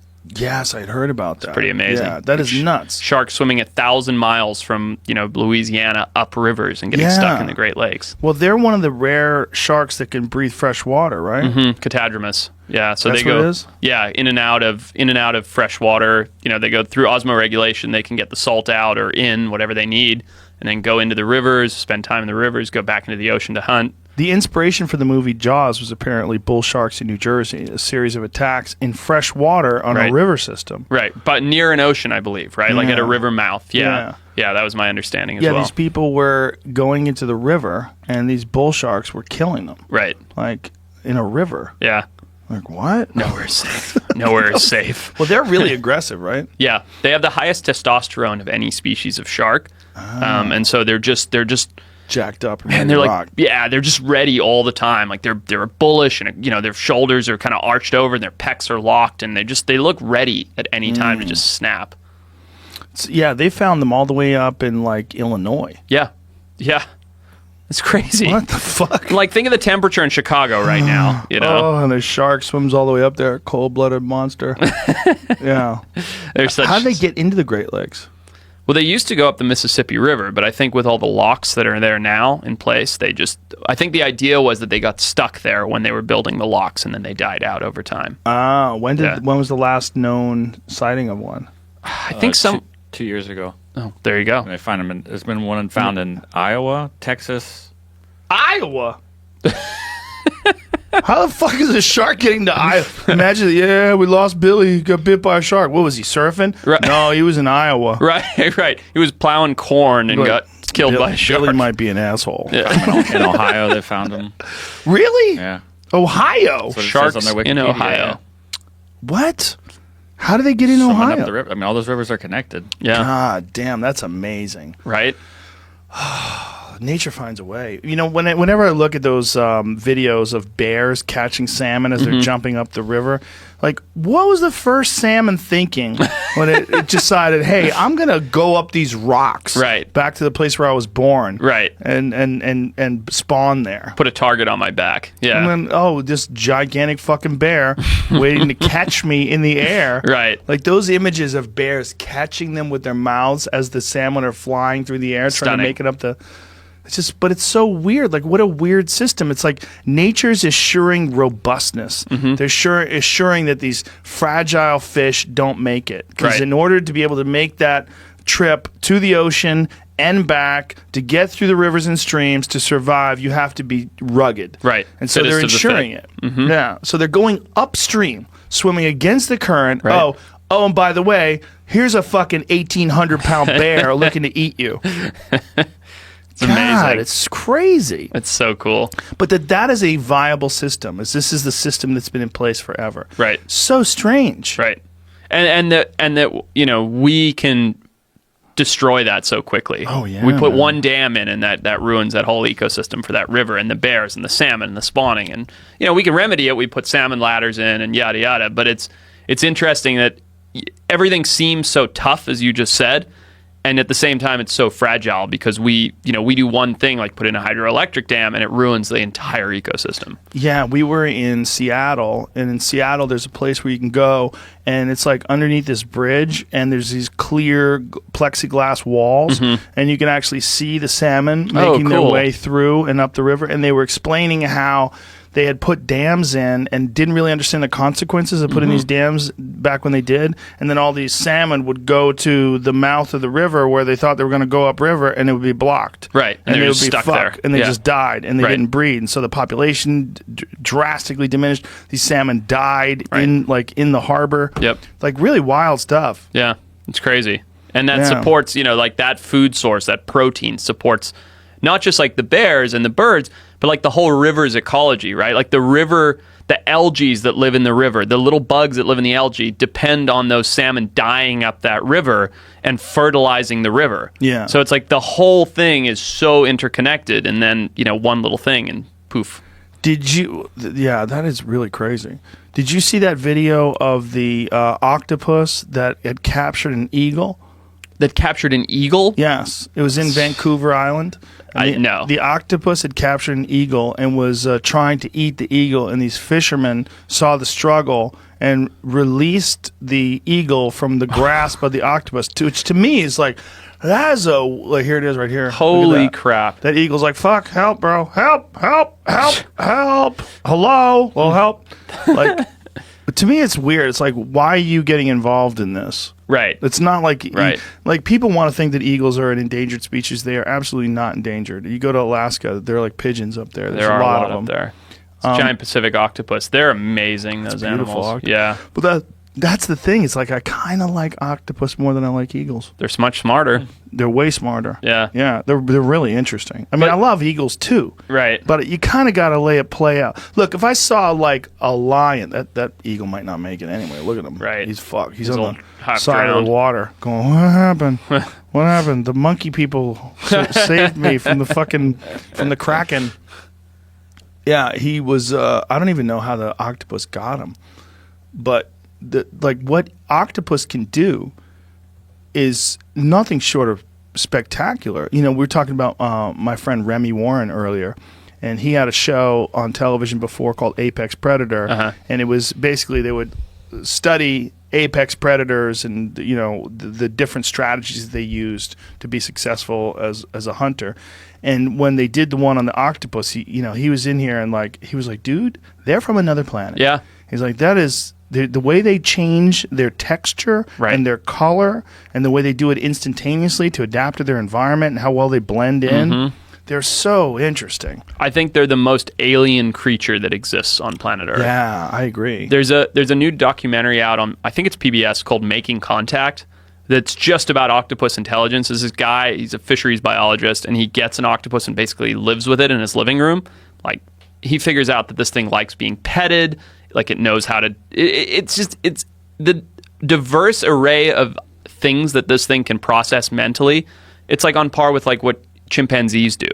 You know what I mean? It's like it can open jars, it can close them, it can come out of the aquarium, go back into it. It'll swim over if it knows you. It knows if it doesn't like you. Like, it's unbelievable. Yeah, really weird, right? Yeah. Is that how we got this video? The octopus dreaming? I just looked it up, and it starts with the octopus in the guy's living room. This is it. This is Making Contact. This is amazing. And this video went super viral. Yeah, well, apparently as the octopus is asleep and dreaming, it's changing the outside color and texture of its skin in relation to whatever the fuck is going on in its head. Right. Right. That's so wild, man. Isn't that nuts? It's just so weird how they can instantaneously change their coloration and their texture and then perfectly blend in with coral. Right. Like when you see them stop on a coral reef and just become the reef, you're like, what Instantly, are you? too. It's like, zoop, and it's gone. Look at the colors in this thing. You know what's God. there are people that actually believe they are from out of space. I've seen that. Yeah. I was going to bring that up to you. That there's biologists that believe that they came in asteroids and eggs. You got it. Yeah, that's exactly right. What do right. you think about that? I think, look, I believe in life outside of Earth, but I don't necessarily think that octopus came from that. I think they have other there are other cephalopods that they're related to genetically, squid and cuttlefish and things like that. I don't necessarily think they came from out of space, but I can see why there's science to support that it's a possibility, and then I can also see why people think that seeing them. Well, there's thoughts about that with a lot of different life forms, like spores. Mm-hmm. There's thoughts about that when it comes to psilocybin mushrooms. Yep. There's like the real freaky psychedelic heads think that psilocybin mushrooms came from asteroids. Right. And the proof in the pudding in that one, so to speak, is the fact that you can take mushroom spores into the vacuum of space and bring them back to Earth, and they still fruit. Yeah. I'm trying to grow weed right now to see what happens up there. Elon sent a little bit of weed into something on the space station, I think. Really? They're going to test it for 30 days and see if it's viable. Really? In some way. or Wow. another. That's when we get Monster into weed. the weed business. Us and Elon, space weed. SpaceX Right? weed, yeah. Elon sent weed into space? Yeah. Legitimately? I don't think this is the first time it's been done, but the story went around because it's a hot topic. That's interesting because when he was on here, I don't even think he inhaled. You know? He's growing weed in space. Look at what the octopus eggs look like. Mm-hmm. Whoa. And so they're developing those intelligent chromatophores, that thing that basically the skin picks up the color and changes to match right there in the embryo. God. Look at their little eyeballs. How weird. And look how many of them. Like an invasion. You imagine if your wife gave birth to that many people? No thanks. You'd be like, what? I have a school. I have a school full of kids. First of all, I'm getting fucking snipped. Look at that. Yeah. Boink. Look how they drop off. That's Boink. what the Matrix looked like. Remember that? Exactly. Yeah, it is. Exactly. Dude, the Matrix is not that far off. And it seems like the further we go in time, in human evolutionary time, the more it seems like it's accurate. You know what I mean? Yes, Like it's like we're getting more and more plugged in every day. It's like a combination of the Matrix and the Terminator. The two Totally. of them together. Yeah, I'm very concerned about the future of our species. But going back to octopus and cuttlefish are closely related, right? And they both can change their texture and their color. Yeah, cuttlefish have less textural changes. They're more color based. Oh, okay. Yeah. What was the one they did where they had them over a chessboard and it was trying to? You ever seen that where an octopus is trying to mimic a chessboard? That's cool. Yeah, it's really weird because it throws their system off because it's so many right angles and it's such hard contrast. Yeah, the 1-0 contrast. So when you look at it, like this octopus, like trying to like figure out, right, what to do. Yeah. Could you see actual like lines in his color? I don't remember. Yeah. I remember it being weird. It's a cuttlefish that they did. Is it a cuttlefish? Yeah. Yeah. Let's see if we can see it here. It's very strange. Just pictures are good. Yeah, look at that. I mean, that's pretty good. Like, pretty fucking good. Yeah. Look, it's got white squares, man. Right. The goddamn thing's growing white squares. Started with the zebra stripes, and then I think it figured out the squares after a couple minutes. That's pretty impressive. I like the picture in the bottom right there where the guy looks like he's playing chess against the cuttlefish. Oh, never mind. I thought there was a cuttlefish on the... Yeah, just what a strange ability that these animals have unbelievable figured out. I mean, it just how the fuck did that evolve? I mean, they're devising strategies in order to be more effective predators while they're in the ocean and hide from other predators. Right. And they figured out a way to change the color and the texture of their skin. Like, how long did that take? Exactly. Millions of years. Yeah. It's an endless source of fascination. Like wildlife documentaries to me are just truly an endless source of fascination. You're preaching to the choir, but yeah, I think they're phenomenal. There's just so much we can learn, and it's like it's more than just what we learned. Oh, that's cool. That's a nice fact about an octopus. But we took how we shape jets off of the shape of birds. We've taken so much inspiration from nature into our everyday lives. Look at this. Look at this.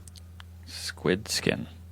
Yeah, so squid are oh my god, that's crazy looking. It's like a television. Yeah. Like the pixels on a television. I didn't know squid could do that too. Mm-hmm. Whoa, this is so weird. Look at that. My god, they're so strange. Such a strange animal. But the ocean is so bizarre in and of itself. There's just so many weird creatures in the ocean. It's such an alien environment to us as terrestrial mammals. Do you remember when the tsunami hit Thailand and then there was all these animals that they were finding that they had never really seen before? Washed up on the shores. I remember that, yeah. Yeah, and they were documenting them. There was a whole website dedicated to tsunami deep-sea creatures. Oh, I didn't know that. Yeah, it was really crazy. Like some of these things that are living, a fucking mile down under the earth, and you're like, what are you? And they I forget what the number was, but they got like 30 or 40 new species or something crazy like that, literally like combing through the streets of the cities where the tsunami had hit. God. Yeah. God. Is that a richer source of bioresources of the ocean of biodiversity, I should say, the ocean than Earth? Oh, there's more life in the ocean than on terrestrial land, for sure. Yeah. You mean, is there more diversity more in general? Weirdness. Yeah. Oh, yeah, there's way more. I guess it depends how you define weirdness, but like, look at an octopus, look at a cuttlefish, look at those deep sea creatures, crabs, and all the way into the marine mammals and all the way down to the tiny little insects or isopods that live in the ocean. I think the ocean creatures are very bizarre. How about those giant squid that they found on that oil tanker? When they had a camera down there. Yeah, and they saw that one come through. Giant squid with the crazy, like crab legs. Yep. You ever see that crab one? legs? Maybe not. Never see that one? With the crab legs? Is Dude. he walking along the bottom? No, it's got it looks like it has appendages. What? Like with joints. Yeah. No, haven't seen that. Oh my God. Oh, I'm going to show you something else. I'm learning a lot today. I like this. Crazy alien looking squid. What's up? I found the thing about those pictures. They've been gone around multiple times after tsunamis. Apparently, they don't have anything to do with the tsunami. They are real photographs of real strange sea creatures. They just didn't wash up on shore after tsunami. Huh. But what about the thing that you had saw? That's what I was picking heard. up in 2004 and 2011. Same photos. Oh, so people are bullshitting. Maybe, so it's maybe, like but Russians. Yeah. I blame the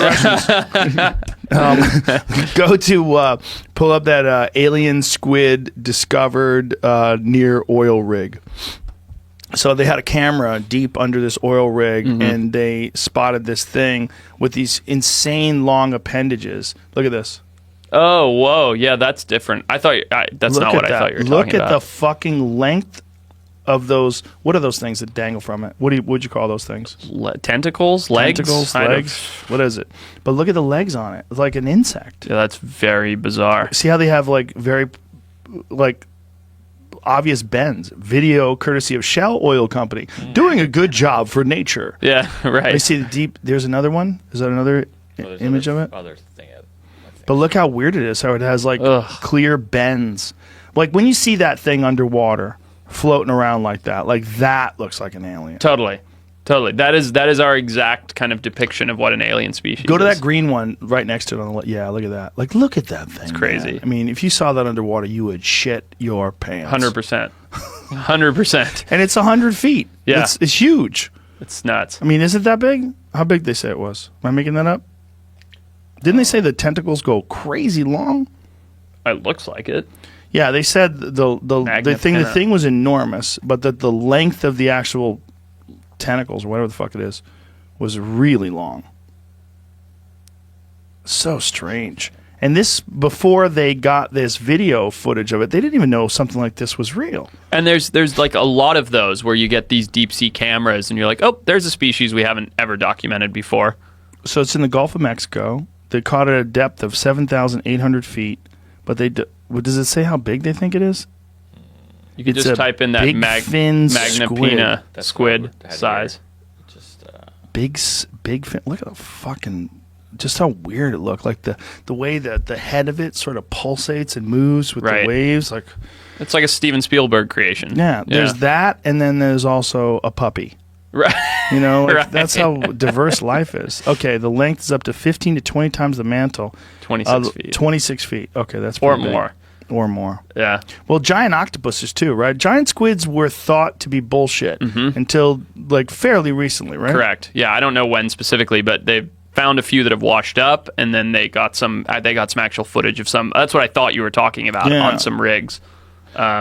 Which is just crazy. What about octopi? What's the largest of the octopi? The giant Pacific octopus. So the species that you saw attacking that eagle, that's not a huge one, but as far as I know, that's the largest one. Look at the fucker. Yeah. Look at that thing. Look at that dead one. That's a giant squid? It's a big cephalopod. Giant squid, yeah. That thing's huge. That looks like it's more than 28 feet. If you stretch that bitch out? No, those ones are like 100+ feet. Okay, that's what I'm thinking. The giant about. squid, yeah. 100+ feet. They can get up to that. Yeah. That is so nuts. Isn't it? 100-foot jelly creature. You know? And you know what's interesting is sperm whales will leave the surface of the ocean and dive down to their depths to hunt those. Jeez, that's what delicious. Their teeth are for. Calamari, bro. It's a lot of calamari. Calamari's good. Look at that fucker. So weird. So the large Pacific octopus, giant Pacific octopus, how big does that guy get? I don't know. And I mean, because they're fan out, so I'm not sure. Maybe 5 feet long, 6 feet long, but heavy, like 40, 50, 60 pounds, something like that. They've got a really big one at the Monterey Bay Aquarium. Really? Yeah, really cool one. Oh, I've been to that. I've been to that aquarium back in the day. Yeah. The legend of the Kraken, like they used to think that was all total horseshit, right? Until they found some fossilized cups. They found some suction cups that were, some fossilized evidence of enormous cups that they think are indicative of this, real 100-foot octopus or huge fucking octopus. Well, or just a 100-foot squid on the surface. Yeah. Like you said, those stories always get embellished. So even if it was a 60-foot squid on the surface, say it was injured or dying and it was alive and the boat hit it and it starts slapping the boat with its tentacles. Hi, mate, it's the Kraken trying to get us. Like, that's not going to turn into a crazy sea fable. Do you imagine, though, if you were one of those dudes that was, like, making your way across the ocean and you, in the 1100s or some shit, and you jump in the water to wash off and you get eaten by a giant octopus in front of your friends? Yeah, that's... you see something come out of the desk. And it eats you with a beak. Right, chomps you. Oh, it's literally suction cups that rip you apart. Oh. It's crazy. And it's totally possible that those things were huge. We just don't have the fossil evidence because they're all made out of jelly. Right. They're just like... They don't fossilize. Yeah. Yeah. All you get is like, if you... those fossilized images of the cups is just because it left an imprint in some sort of soil or something at the bottom of the ocean. So you like these kind of far out there ideas. How do you like this idea? There's a group of people that say that dragons were real, and I'll explain. Ooh. So around the same time period, so to speak, and I'm not one of these people, so I'm probably going to get the details wrong a little bit. Matthew McConaughey movie right now. Yeah, seriously. But so around the same time period in China, South America, Africa, all these different Rome, all these places, images depicted people fighting dragons, right? And every dragon was slightly different, but it was all a giant scaly animal that could fly. So when you break that down, you think about the fact that large birds had a hard time being fossilized because their bones are so porous, right? So because they have like hollowish bones, they break down very easily and they don't fossilize. So the group that says this, basically they're saying the evidence is the reason there's no fossils of dragons is because they had bird bones and they were actually very delicate animals. But a handful of these small population of these giant flying lizards existed and basically encompassed all these different countries where they all depicted fighting dragons in their own way, and they were all killed off by knights or whatever it is, and then didn't fossilize. What? So it's like the science is saying that if there were lizards big enough to fly around and eat people, they didn't have bones that could fossilize. So it'd be like an eagle. Right. And that's why all these human populations around the world have depictions of them, because they did actually exist. Now, are there any stories of dragons written in the times of people that they actually had the written word, or is it just depictions? I don't know. Not my field. That would be interesting because are these depictions ancient accounts told by generation after generation, passed down? I think so. I don't know. I don't know anything about dragons or whether it's real, but I think it's interesting to think, oh, well, the science supports that if there were flying lizards, their bones wouldn't have fossilized, and these have been passed down, stories that have been exaggerated and passed down from generation to generation. And some of them breathe fire, but some of them don't, depending upon which culture it was significant to.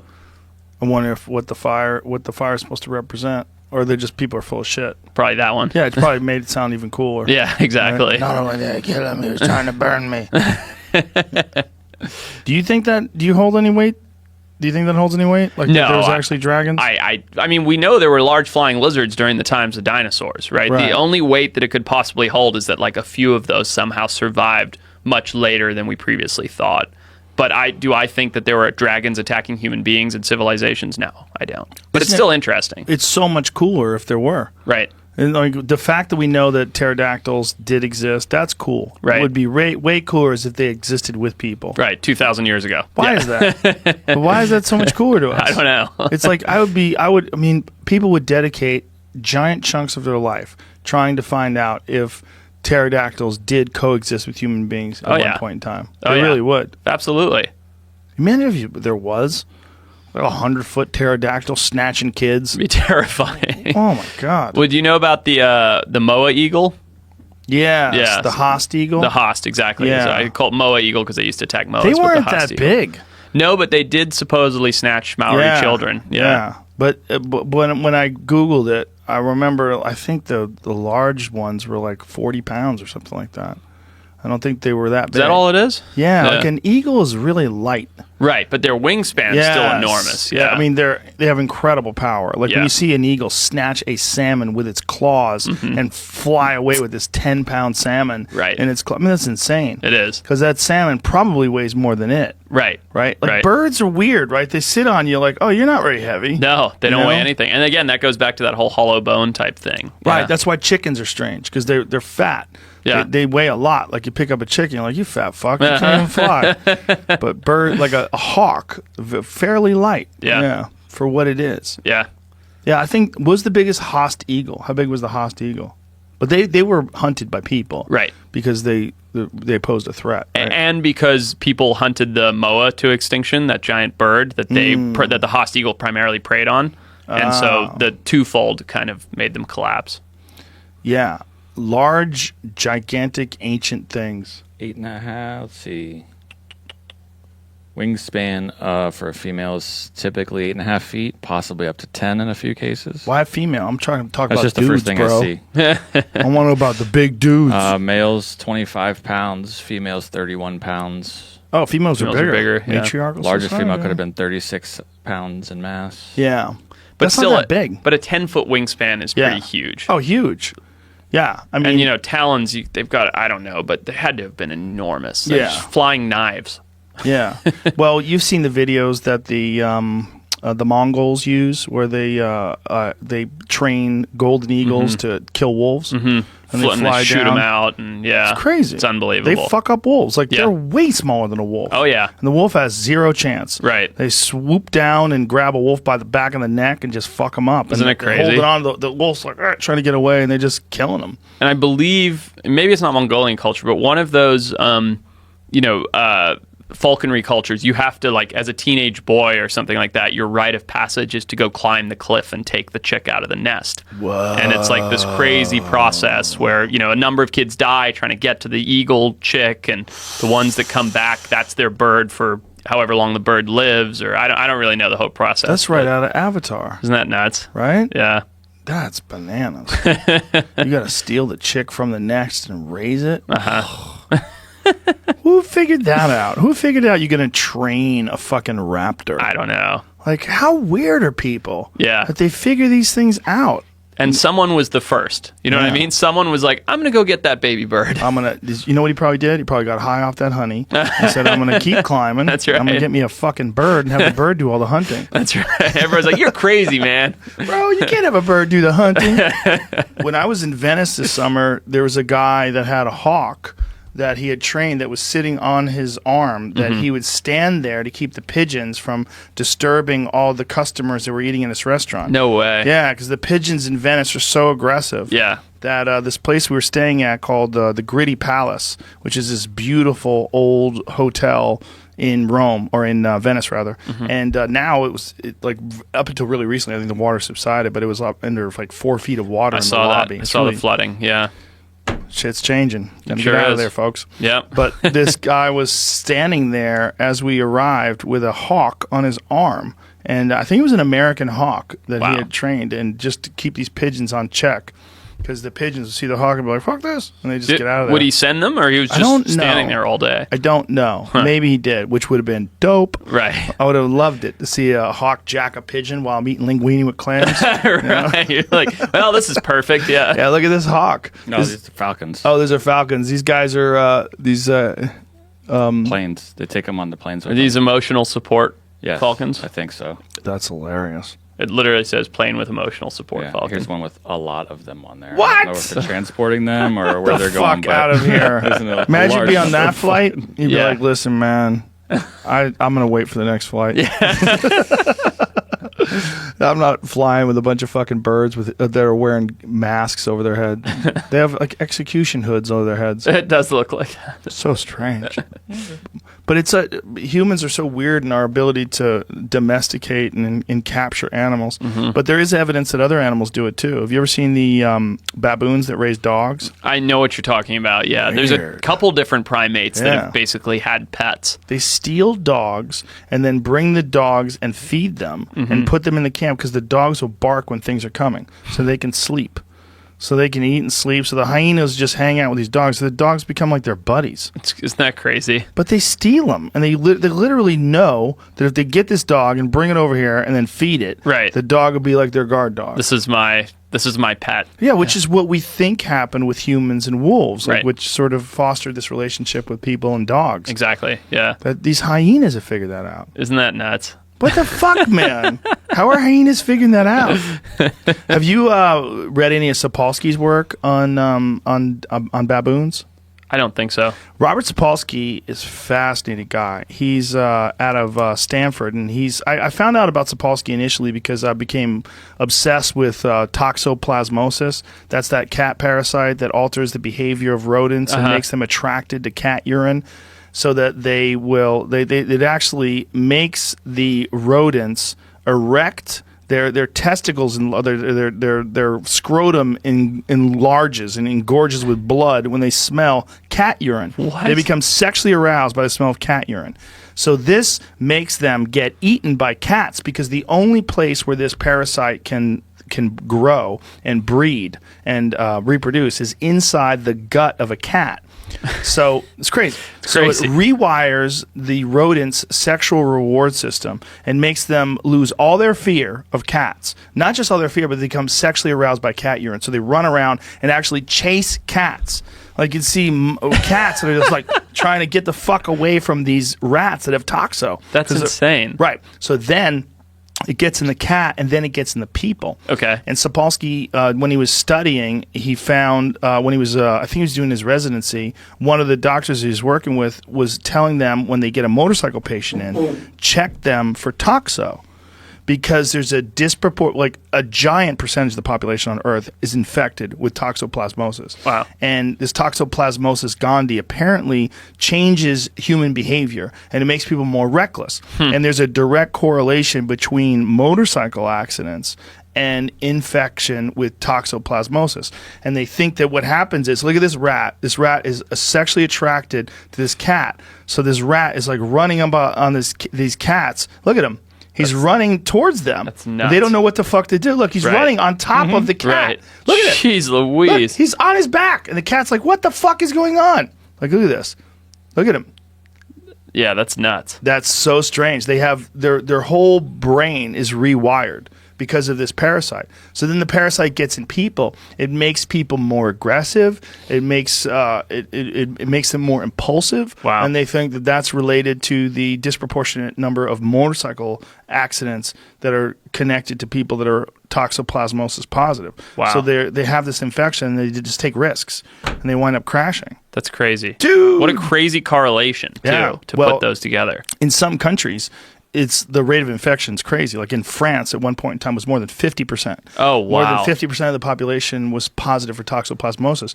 And they think that, I don't know what the number is now, but they think that in the United States, more than 50 million people. No way. Yes, more than 50 million people test positive for, And is it cat owners? Like, yes, yeah, cat owners or people live in rural populations where there's feral cats. Wow. And they step in the shit, and then the shit gets in their skin, or they eat something that has eaten this cat shit, or the cat shit infects the cows. Right. There's all sorts of different methods of infection, but the thing about it is it's not fatal. Right. But it does have these marked behavioral changes in human hosts. Wow. Massive changes in rodent hosts.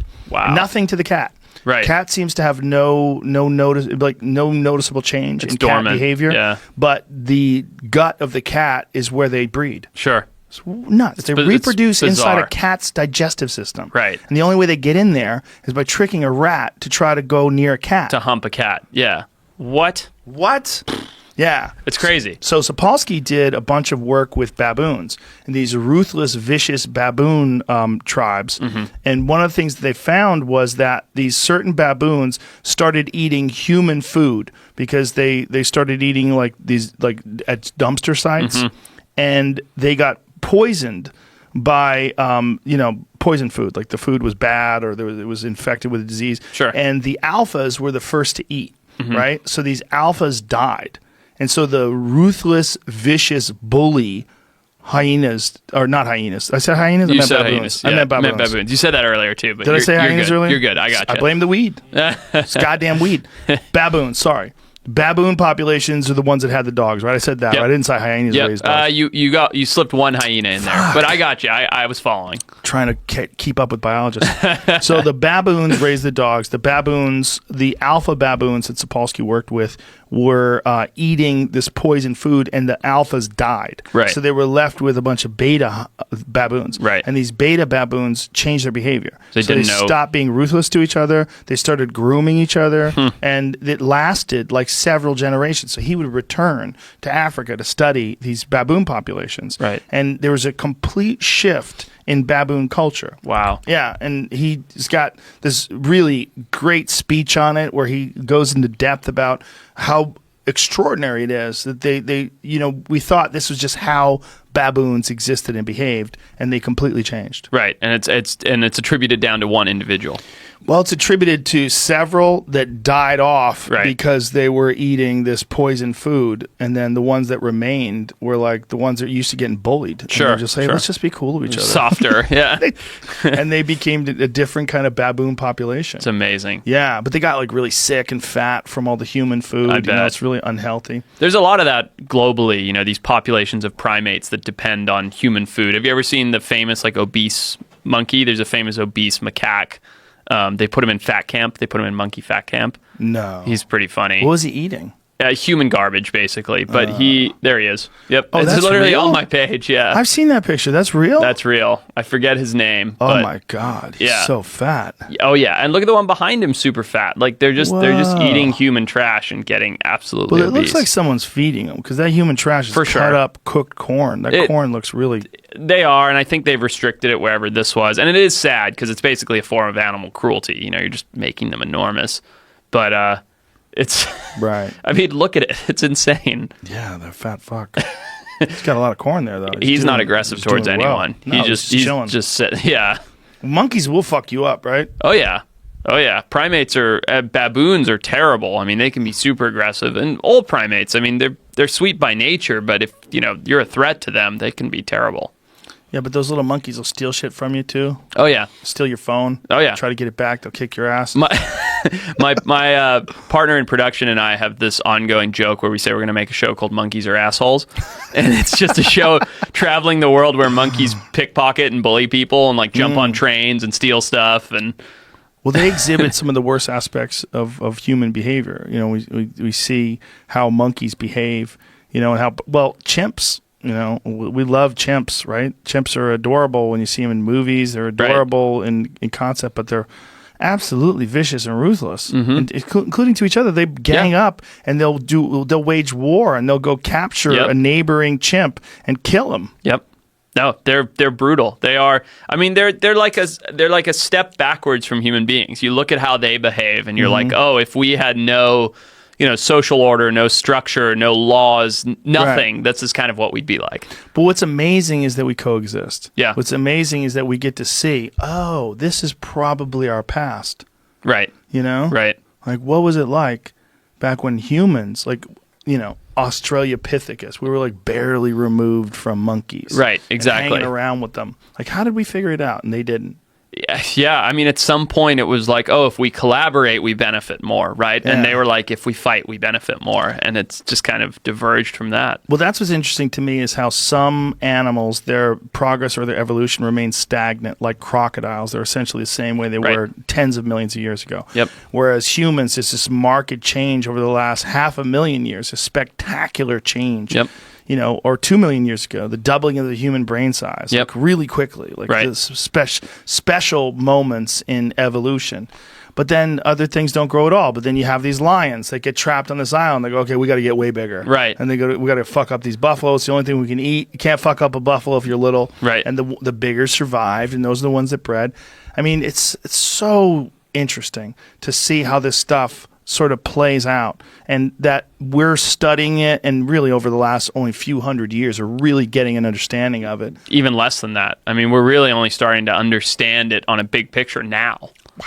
Yeah, it is amazing. And everything in between, like you said, these crocodiles reaching their pinnacle of evolution tens of millions of years ago, and us constantly evolving. It's insane. The living world is so fascinating. Have you ever seen the video of these people? They're in a crocodile park and they're feeding these crocodiles, and this lady's like chucking chickens out. Oh yeah. And then the one crocodile bites the other crocodile's leg off and does the death roll, and the leg comes straight off. And the other one barely even moves. Mm-hmm. This is like leg comes off and it just goes like, what the fuck, bro? Yeah. It doesn't even move. It doesn't react in pain. Just nothing. I know the exact video you're talking about. It went totally viral. Yeah. And he just rolls and the leg just pops right off. And then he swallows his foot. Swallows his buddy's foot. Like fucking A. It's nuts. It's absolutely nuts. That is a cleanup machine. Yeah. That's a 65 million year old cleanup machine. Yep. And they figured out, this is a great, it's like a hammer. Yeah. You know how to make a hammer, right? Right. There's no new hammers. Exactly right. Hammers, like, this is it. There's a stick, and then the end, there's a metal thing, and bang, bang, bang. It's a hammer. That's a hammer. And it's a perfect tool. Yeah, it's perfect. Yep. I mean, there's different size hammers. You got a caiman. Yep. And you got a Nile crocodile. Exactly right. That is a very good analogy. I'm going to use that the next time that someone asks me to explain that, because that's genius. This is a hammer. It's like they nailed it. There's no reason to make another knife. Knives are knives. Right. The sharp edge, handle at the bottom. Got it. Right. It's exactly right. No, I love crocodilians. I think they're just so interesting. I don't know if I told you the story. When we were in Myanmar, we were retracing the Ramri massacre. Are you familiar with the Ramri massacre? No. You'll love this. So during World War II, when the Japanese were holding Ramri Island in Burma, Myanmar, the Allies came in and started making the Japanese retreat. And in the course of 2 days, 1,000 Japanese soldiers were eaten by crocodiles, by saltwater crocodiles. What? Yeah. So they were retreating in 2 days? In 2 days. I mean, some reports say it was over a couple of weeks, but the general consensus is 1,000 soldiers were eaten by crocodiles in a very short amount of time.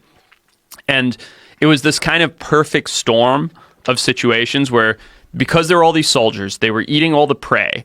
All the crocodiles were particularly hungry because of that.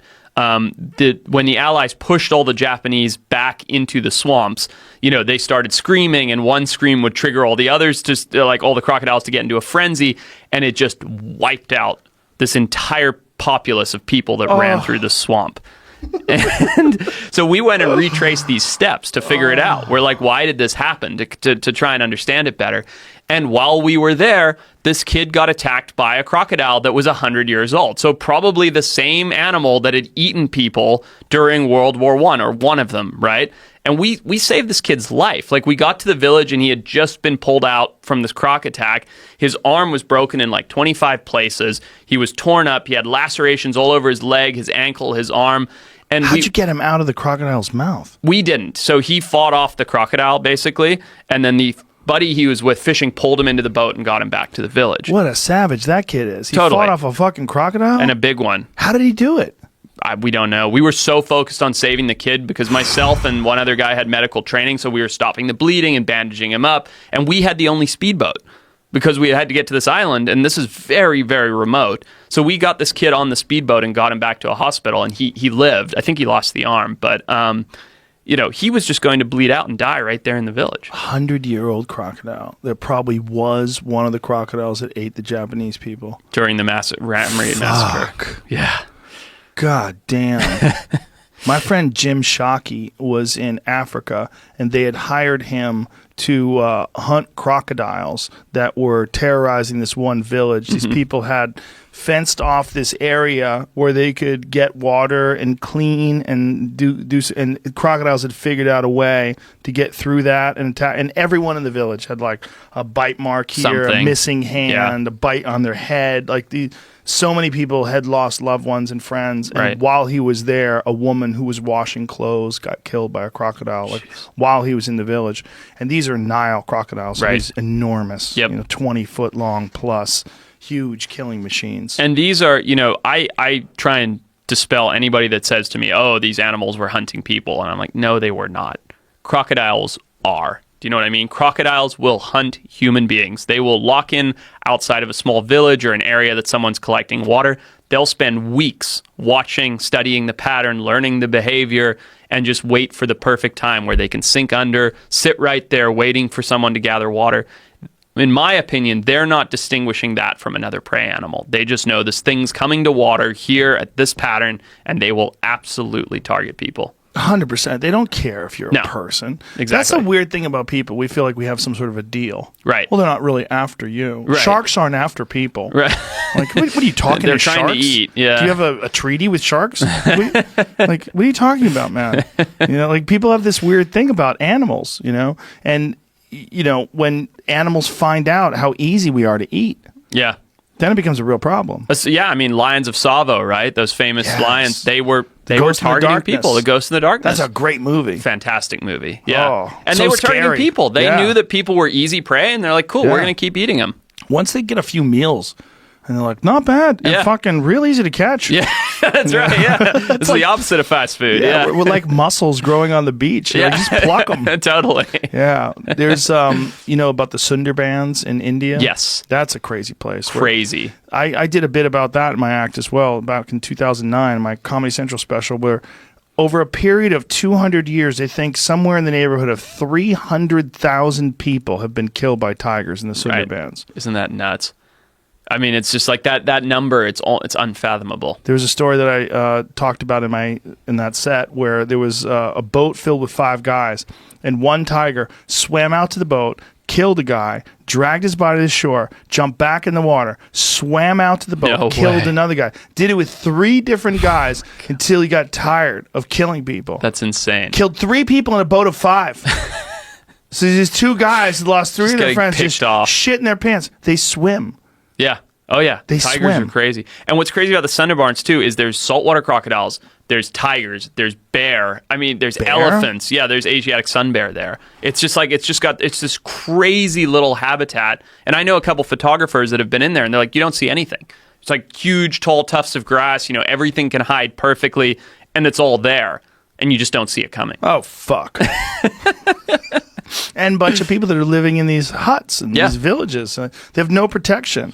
But you said something earlier today about how your friend projected the wolf howl into the... Not my friend, that guy in that thing that we watched. That weird wolf guy. Gotcha. The wolf expert. But what I love...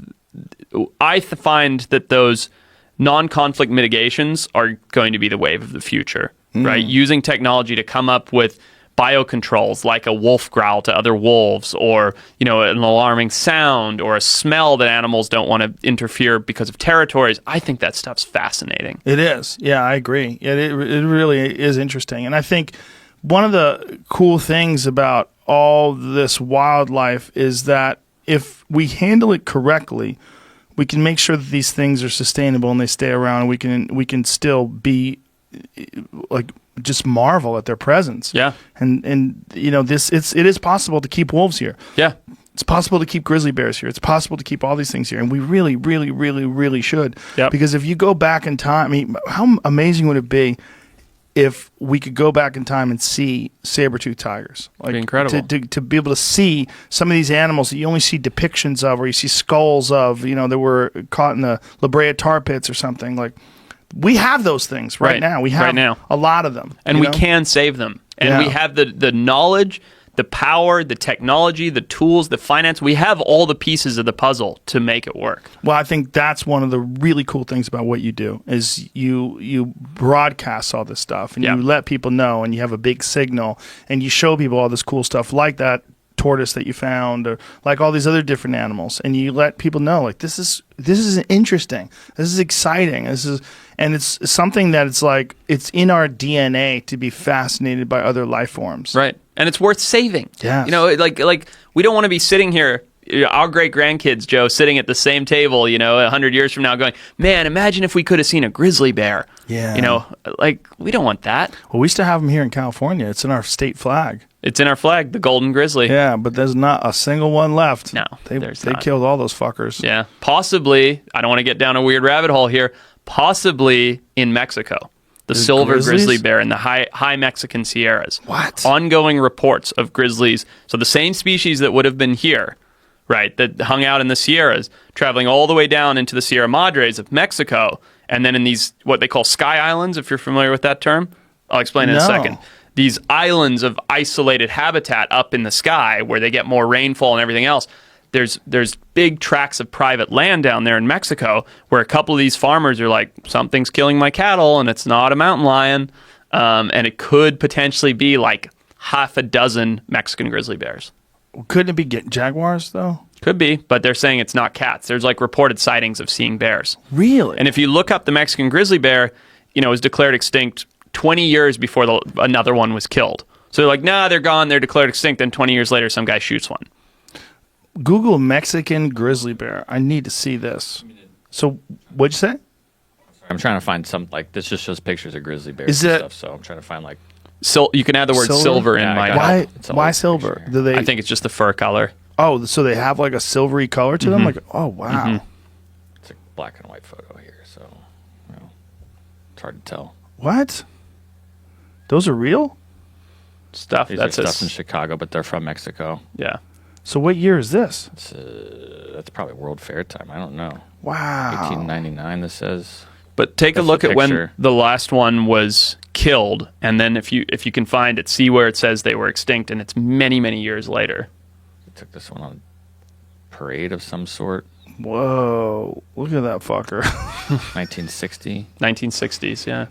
Interesting. So it might be possible that thing is still alive somewhere. There are reports floating in. And I mean, the 60s, that's not long ago, right? So, you know, there's reports that on these giant tracts of private land up in these mountains, there's potentially a very small population of Mexican grizzly bears. Wow. Which I think is fascinating. And it's one of those things that I don't think, it's like so crazy that I don't think anybody's gone and looked. You know what I mean? Like if some rancher who owns 500,000 acres in Mexico is like, yeah, I've got a bear killing my cows. It's like, yeah, sure you do, right? But maybe he does. Like who's gone to investigate up in the high mountain peak areas of this 1,000,000-acre ranch? Well, there's not supposed to be grizzly bears in Colorado, but my friend Adam Greentree, who's a very experienced outdoorsman, he was hunting in the San Juan Mountains, and he got a grizzly bear filmed on camera. He's looking at it through a scope, and he documented it on his Instagram page, and he's like, that is a fucking grizzly bear. Wow. And there's sightings of them from the past. That was when he was getting chased by one, but that was I believe that was in either Idaho or Wyoming, places where they're known about grizzly bears. His sighting of this is when he's holding up a gun, and a female kept bluff charging him. See her standing there in the background? Oh yeah, she's not happy. Not happy. Fuck that. Wasn't his gun not right? It wasn't. Too? No, his gun. He had the wrong caliber bullet in his gun, so it didn't really load all the way into the pistol. Oh, geez. And he didn't know that until after this altercation. So even if he had pulled the trigger, nothing would have happened. Right. No bueno. But she bluff charged him. She got within 30 feet a couple of times. Yeah. Did I show you that lion that we were extracting DNA from in Zimbabwe? Did I tell you about this? I don't think so. Dude, This was pretty nuts. So in late last year, I was tracking this giant lion that this friend of mine had told me that he'd seen in Limpopo Valley of Zimbabwe, like just north of the South African border. And we surmised that there was a potential that this animal, because it was so big, it had such unique behavior in the fact that it was hunting buffalo and even juvenile elephants, might have remnant Cape lion DNA in it. Because the Cape lion is this extinct subspecies of African lion. It was bigger than your regular lion, and they would follow the elephant migrations north and then back south, but generally they hung out in South Africa. Anyway, long story short, we wanted to test the DNA of this lion to see if it had any Cape lion DNA in it, and it was this one individual animal. So we tracked it for over a week, hung bait every night, did the collars, did everything that you do to get a lion in, and then finally this massive black maned lion came in, and I darted it from about 30 feet away from a blind. Yeah. 30 feet? But wait, it gets worse. I was in a blind, so I felt kind of safe, right?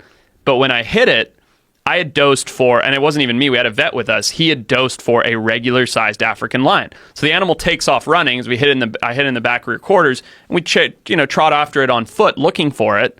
And we get up to it, and we're like, oh, he's down. Okay, time to do our workup. And I start walking up to it to check it, as you do when you've tranked an animal. I get, Joe, from me to that television, the big one right there, and it pops up and is like, hello.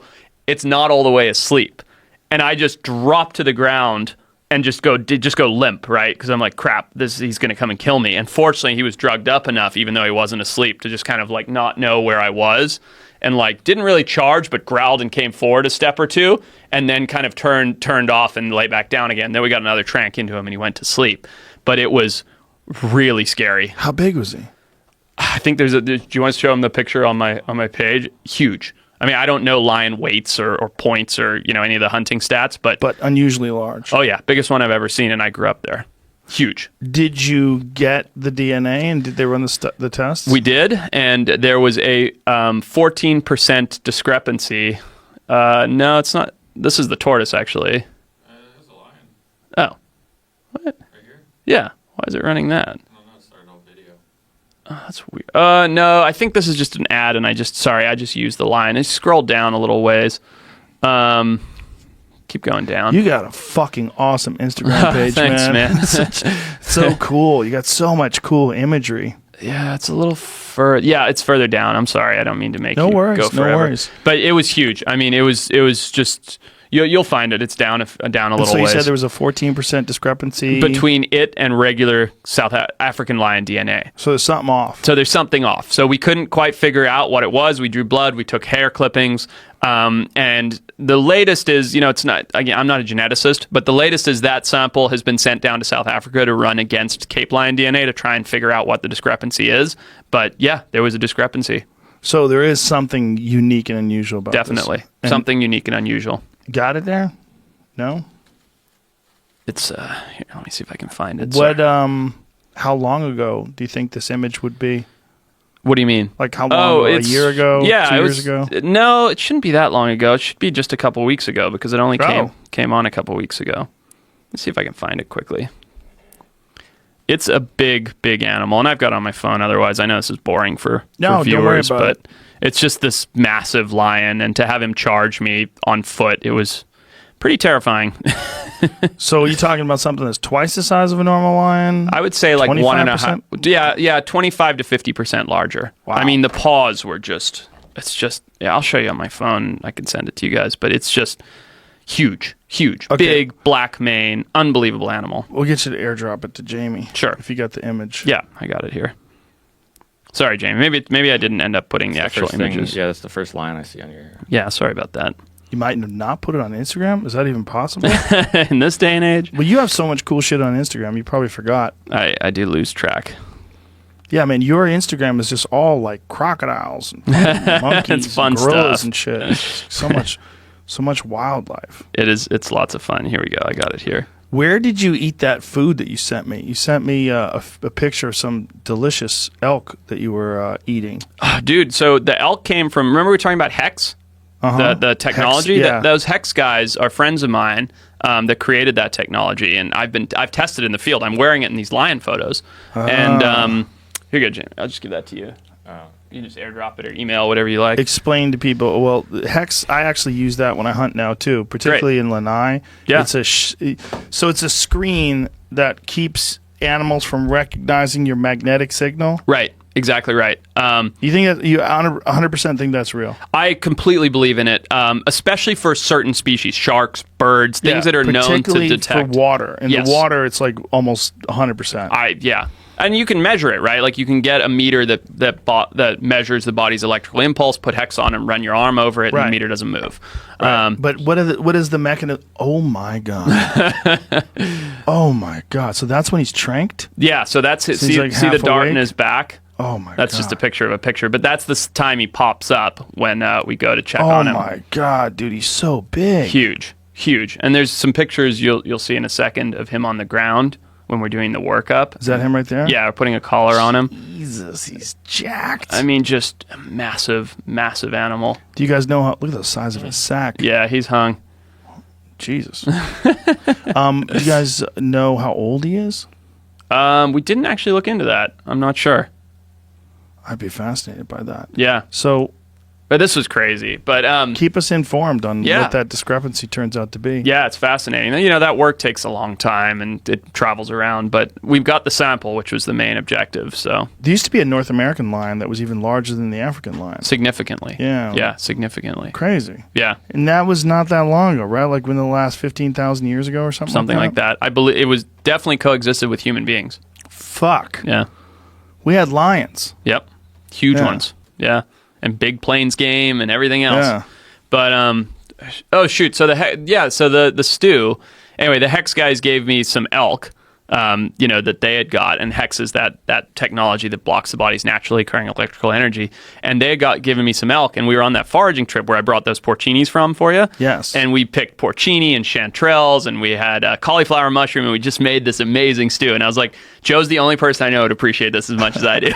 You're headed back to Santa Barbara tonight? Uh-huh. I have some elk for you. I'll take you up on it. Dude. Any day. Beautiful. Thank you. Well, listen, man, we just did 3 hours, if you can believe it or not. Jeez Louise. Yeah, it's already 3:35. I had no idea. Time flies when you're having I would have fun. guessed 30-ish minutes. I know, crazy. But I really appreciate you, man. I appreciate all the stuff you're doing. I appreciate your social media, and tell people again about your show. Yes, Extinctor Alive on Animal Planet, Wednesdays at 9 p.m. We travel the world searching for animals wrongfully deemed extinct, and we're pretty damn successful. That's amazing. Thank you, bro. Thank you. Appreciate you, man. Thanks, Joe. Bye, everybody.